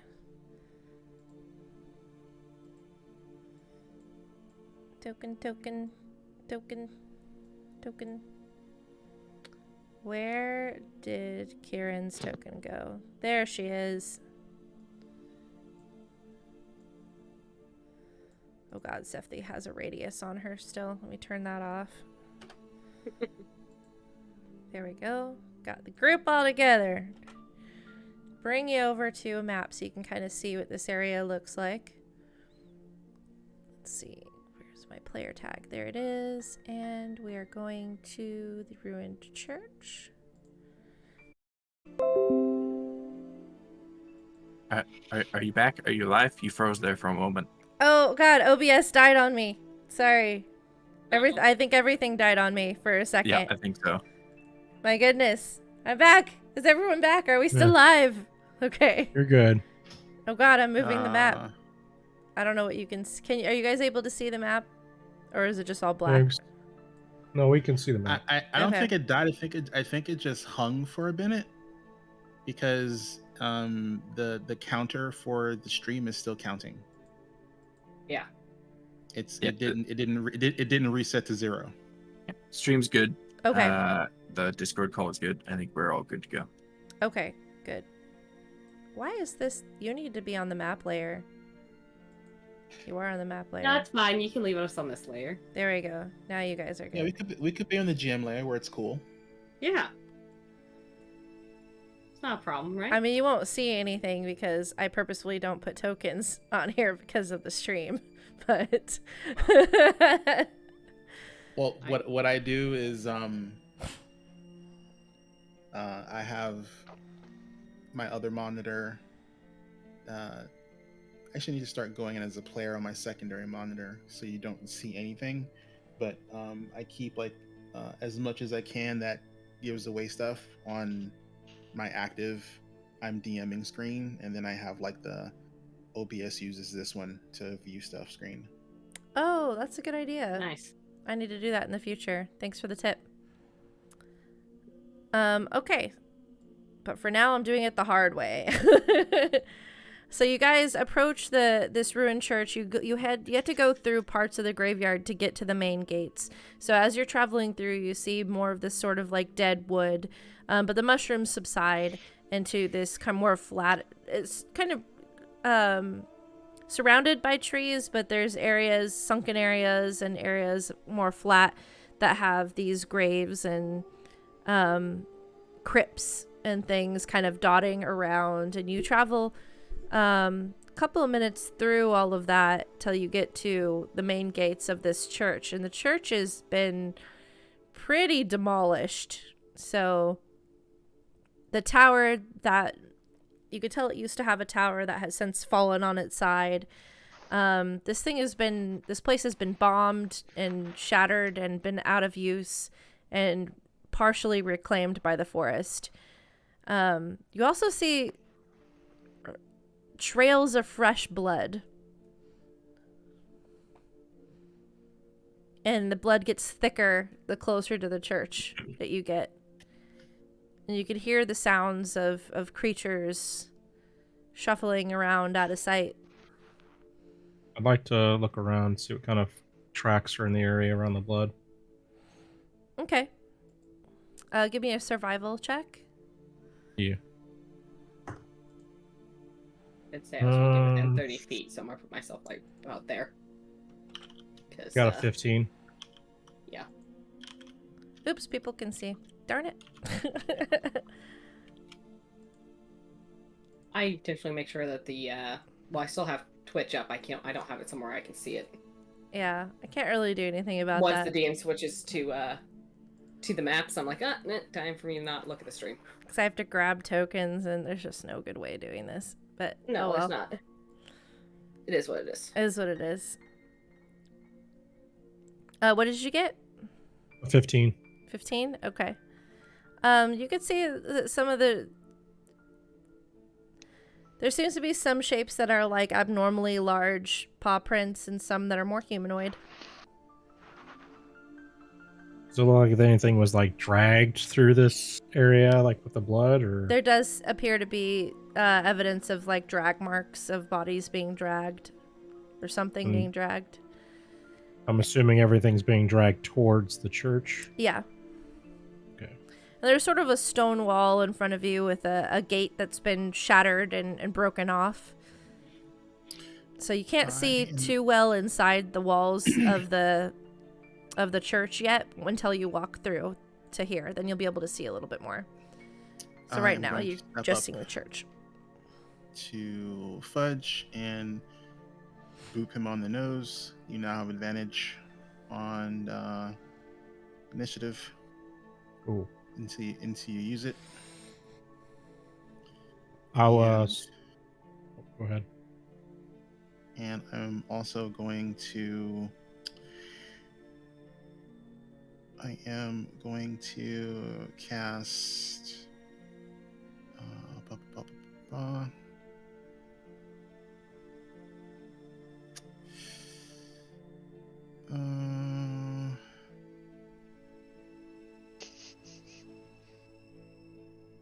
I am going to cast Protection from Good and Evil on you.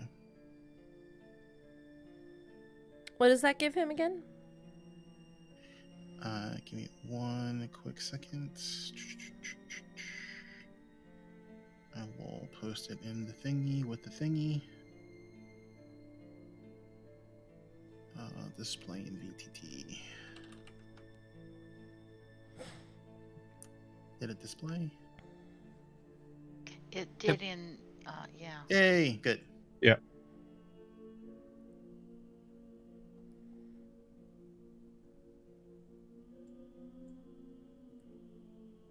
So Okay. I'm protecting you against fiends. So they have all those disadvantages.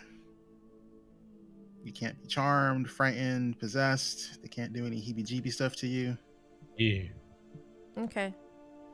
I'll start making my way forward then, following the blood trail, keeping my eyes peeled.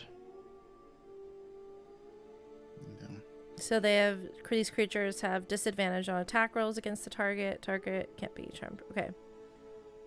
Yep.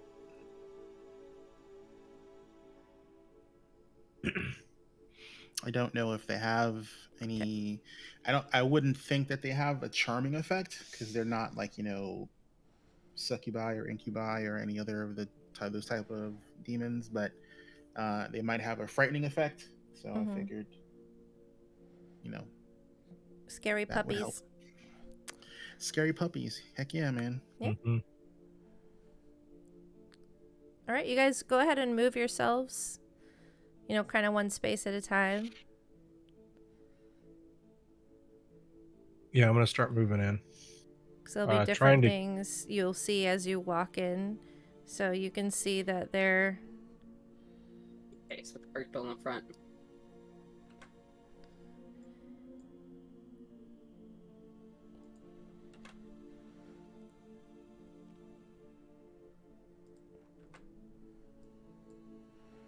You see kind of like, they haven't noticed you yet, but dotted around, you catch sight of a couple of undead-looking creatures that seem to be just kind of shambling about. Gonna pause everyone right there. And do these look like these don't look like any of the things that we've fought so far, right? They look similar.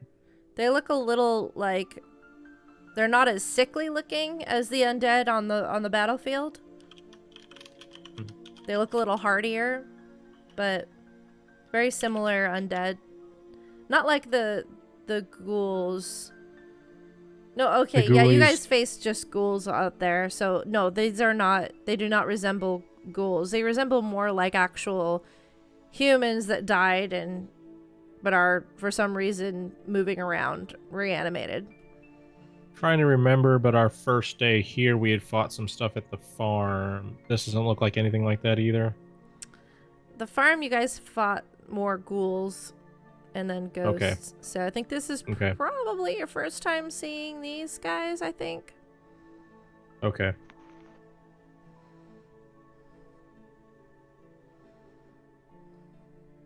We want to do this quiet.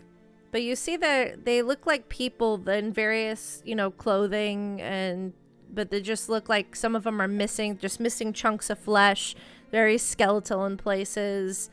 Some of them are missing their noses, have stringy hair, just different arrays of zombification, slightly different skin tones and variations in height or species, but they all seem to have this very clearly not alive appearance to them. Whisper back at him. Has Sneaky ever worked for us?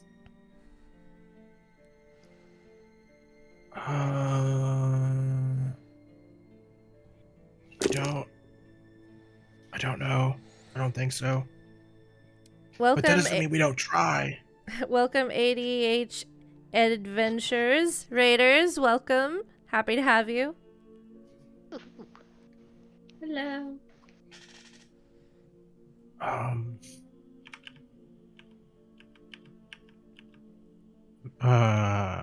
Seth. Yes. Do you think this might be a good time to, like, do your weird goggle thing? Or do you want to wait? I suppose I could do it now, yes? I'm just curious, like, I don't know, this just seems like a big old trap of something. Well, let's see if I can determine anything. Okay. And I will pull the goggles down and have a quick look around. Okay. And give me a perception check.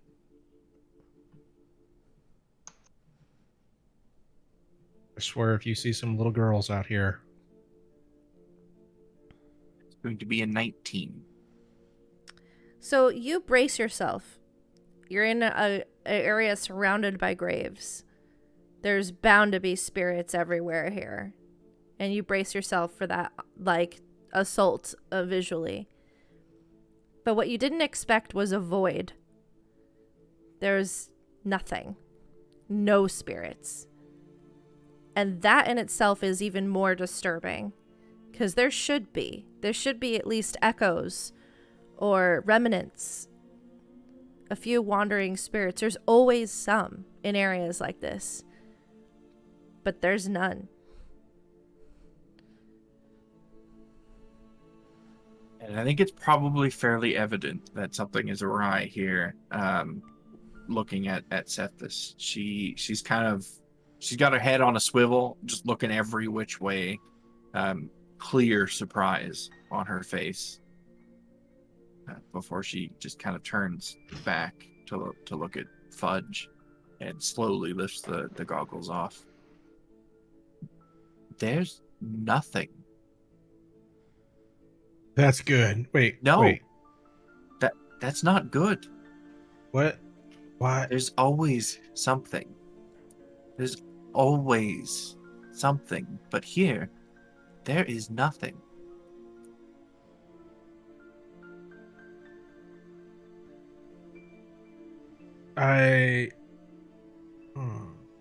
Okay, well... Is there something like, spooking the spooks? Or, maybe something's, like, in them? Is there something that eats souls? There are many horrors in this world and beyond. I would not be even the least bit surprised if something were to feast on a soul. That's not good. Fudge at this point is now going to hone his senses in. He wants to listen for any creatures. He wants to look for any this is his observation point right now, where he wants to see, does he hear or see any natural wildlife in the area? Okay. Give me a perception, but with advantage. Okay.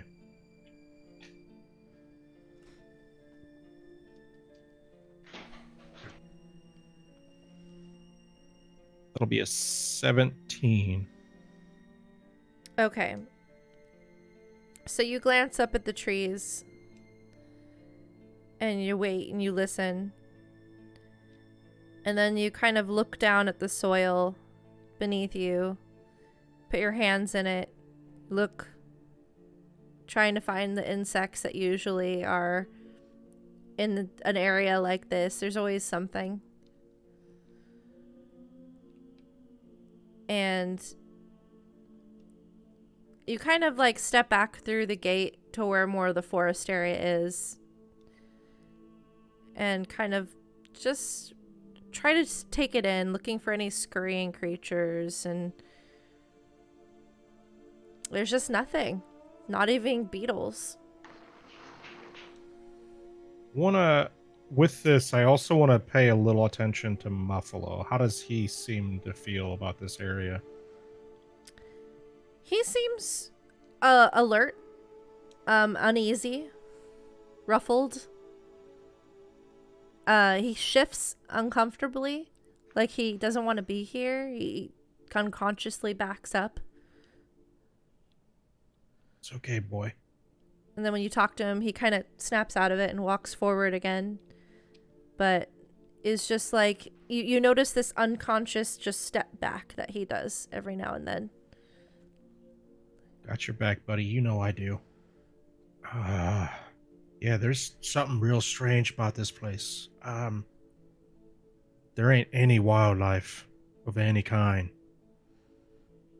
Whatever's going on here is real bad. This much blood around, I imagine what creatures here is enough to scare off creatures, but the spirits was unexpected. I think all of this. I think this place is just. This is like a hole in everything.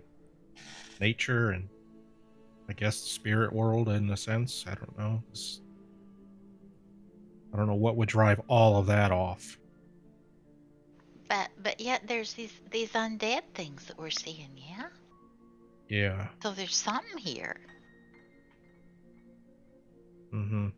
Crystal is going to raise her widow so that she can kind of look around, and I don't know if she can see into the church, but just kind of look with the drow sight on her rifle. What does she see?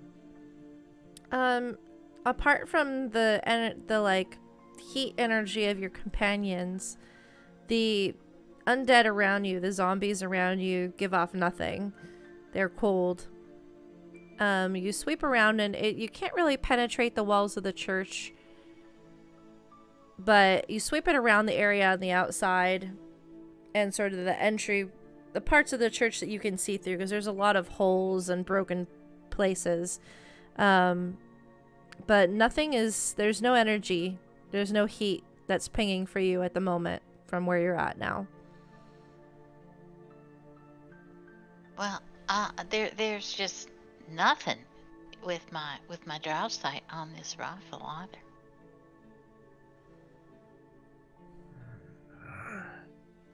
And not from those undead things neither. The undead usually go off a heat signature. A few times I've been close enough to touch one, they've been fairly cold. Would I know that? Would I know if they do? I mean, you recall that the other undead you've come across didn't give off any heat signatures. The ghouls didn't. Well, the ghouls and things didn't. To be honest, I can't say as I've ever, run into that many of these things before that I can recall. I'd have to think way back. Can I do a history check? Sure. I'm trying to remember back, way back, one of the first adventures we did when we encountered some of those things, if the drow sight worked or not. Okay, that is 16, 15. So in Fathoms of Madness, when you were under the sea, you were in the water in this underwater facility, you came across these like mutated beings that did give off a signature, and they seemed almost undead, but they were just horribly mutated by magic.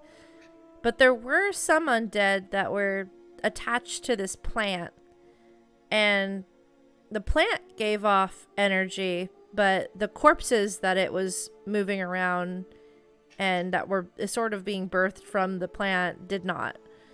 So in your former experience with the Chimera Collective, short and strange experience, very different, these undead from those, but you've never seen one give off a heat signature before. As far as I can recall, I don't think undead do, but you know, there's all these things that got dragged into the church, and there's like I can't see super well into there, but like I'm not seeing anything. No heat signatures from nothing. Don't know if that means much though. It just means they're dead. True. Well, here's the thing. When that first night when we stayed in the barn, like those hounds things, I would assume those would have given off heat.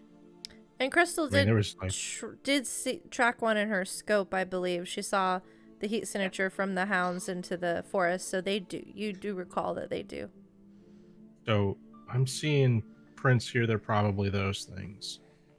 So they've got to be in the area. Not here right now. Possibly, or in the part of the church we can't see into. Yeah. I think if we do anything, if we choose to move forward, we got to be quiet on the outside here, so that way we don't attract anything that's on the inside out. Speaking of which, you guys have been hanging out in that spot for a while, talking. Can I get some stealth checks from you, please? Hell yeah. As these shambling undead have been kind of just, doing their undead thing. Maneuvering in various directions. Shifting around. 10. Okay. 10. Okay. Oh, cool. It's not too bad. My disadvantage. I rolled a natural 20. I had to verify it was a 20 because this is a fairly new die. The 20 is a winged sword. Cool. Had to make sure nice. it was. Had to make sure it wasn't a 1. That's So I had to like go to the other That's side. fair. It's like okay, that's the 1. Okay, that's the 20. It's a winged sword. Cool. I like that. I just noticed it. Natural 20 is 2 successes for your group, so that's helpful. And the rest? Muffalo got an unnatural 20. Okay. And I got a 6. Okay. I got an 8. Okay.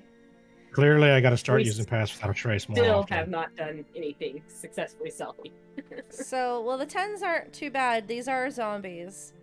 So, let me kind of do some DM calculations in my head real quick based on zombies' perception. Your rolls. The natural 20 does help one of the bad below 10s. Muffo did pretty well. Mid-range. Alright, I'm gonna have to roll this off. Let's see.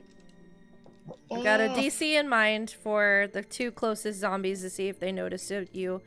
They would have noticed possibly a noise that Cephas made. Or Fudge. Cephas did kind of shout after she was alarmed by no spirits. One of the zombies must have heard that shout and starts kind of shambling in your guys' direction. Slow progress, but it does seem to be kind of honing in on your area.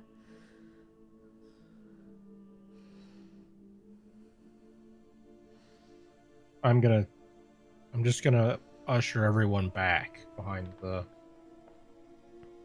wall. Okay. How tall is the wall, actually? The wall is probably about 7.5 to 8 feet in places, depending on portions of the wall have been broken off and fallen, but on average about 7 feet. Yeah, just to get him on the other side. It's like, if the guy comes a little too close, we grab him and stab him. Understood. Okay. Try to keep it quiet. So you guys move to the other side of the gate, correct? Yeah. Yep. A few moments go by, and the zombie does peek his zombie head through the gate. I'm gonna grab him and throw him in. Okay. I mean, we're all ready with our cabin knives out.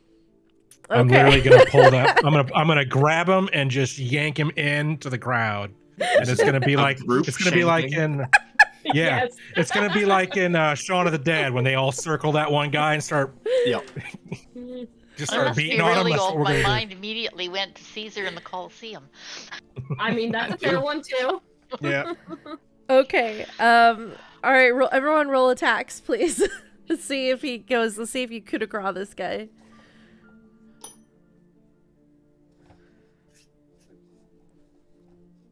With our weapon of choice? Some sort of melee weapon of choice, yeah. Yeah, okay. Even. Oh, that's gonna be a miss. Ooh. None of you Shitty roll. prepared spells, so no spells. Mine was total 10. Yeah. 24. That roll well. Yeah. Mine's an 11. Not gonna hit. No, anything an 8 above or above is gonna hit. Oh. So these are zombies. nice. They've got like no Oh. armor. Is 24 a crit then? Or rather, I guess I should clarify. They're Not Pathfinder. non-soldier zombies. They're like villager zombies. I got an 11. And yeah. I got a dirty 20. Sounds like everyone hits, so go ahead and roll damage. Yeah, max damage. I will add it all up. See what this poor zombie takes. 9 piercing for me. Can I roll? Can I? 10 slash. Can I? Muffalo probably doesn't need to jump in on this, but You can roll for him. He Okay. can get a Yeah. beacon or something. So swipe. Take He his don't want to eyes get his out. mouth in. He's Um, gonna swat. Sybil, what Check did his you mouth get? out. Total of 10 slashing. Okay. Got 9, 10. 7 slashing. Got it. He's probably totally dead by the time this happens, but that is definitely gonna hit. It's like, yeah, it's like a 15 to hit. Roll damage. And that's nice. Kieran, what'd you get? Kieran got 9 bludgeoning and 4 radiant. Got it.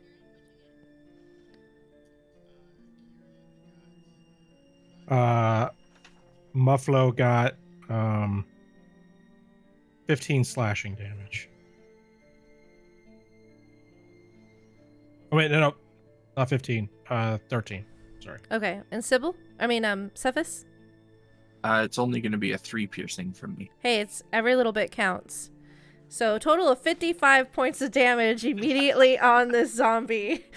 As you see, it's just, he pokes his head in, you grab him, throw him to the ground. I'll just allow that part.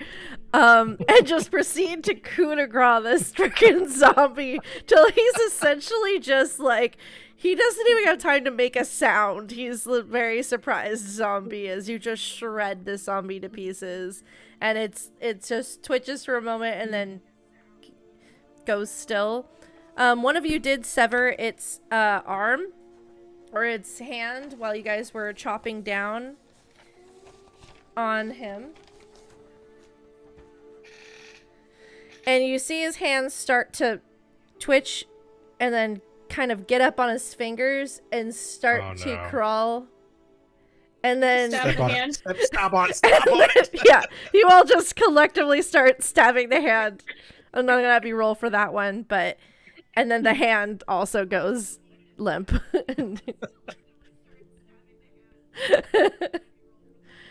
So you've coup de grace a zombie. The zombie is no more. I'm just gonna delete him. He's just unless anyone I'll just shove his body off to the side here, in case. That was intense. Kieran wants to see if she can collect his liver later. Fair. Gosh, why am I hearing? I was gonna say echo? it might be a good time for someone to do that. There we go. Sorry if you guys were hearing an echo. I didn't realize my phone was on. Oh, what was that? Chuck it to the side because after we're done, Kieran wants to see if she can collect its liver. Yep, that sounds like a good plan. It's chucked to the side. So it is 11:30. So I'm gonna say that you guys take care, coup de grace the zombie, and start tentatively walking back into this like space before the church. Getting the sense that you might have to go inside this building to actually hunt down these dogs that you're clearly seeing tracks of but aren't seeing any other signs of at the moment. They're probably deeper within from what you've been discussing. Starting to make your way in to this area that is just unnaturally still. For some reason it's got no animals and no spirits, and that is very unnerving to several of you. And we'll see what happens next on our next episode of Chimera Collective. So please, tune in again in the future to see what happens to this group as they explore this super creepy, dangerous area. and we'll see what happens. We have more shows than just this show on the channel, though. We do have multiple shows. We've got on... This is every other Monday show. And on Tuesdays, we have Into the Wildlands still going on. And on alternating Saturdays, we have Withered Wastes and Wayward Wanderers. So check those out. I think Withered Waste might be moving to a slightly different day other than Saturdays. So stay tuned for that announcement. We might be moving to like a Sunday to accommodate... I guess me. I hate to say it, but a lot of us have also had plans on Saturdays. But yeah, it's my next Saturdays for the next 2 months are just gonna be crazy because of getting married and stuff. So, I know, how dare I? D&D is life, but yeah, I'm so sorry, BSG is over, but I really appreciate you dropping the follow. We'll be back. We do this show every other Monday. We have lots of shows on this channel, and you can catch our old episodes on YouTube if you'd like to check us out and catch up on what you might have missed. We appreciate you stopping by. Thank you so much. But that's it for tonight, folks. We're going to leave you this creepy scene. And, you know, I hope everyone has had a good Labor Day today. For those of you who celebrated, it was stupid hot here in California, but I hope everyone had a good day and have a great week, and we'll see you next time. Bye.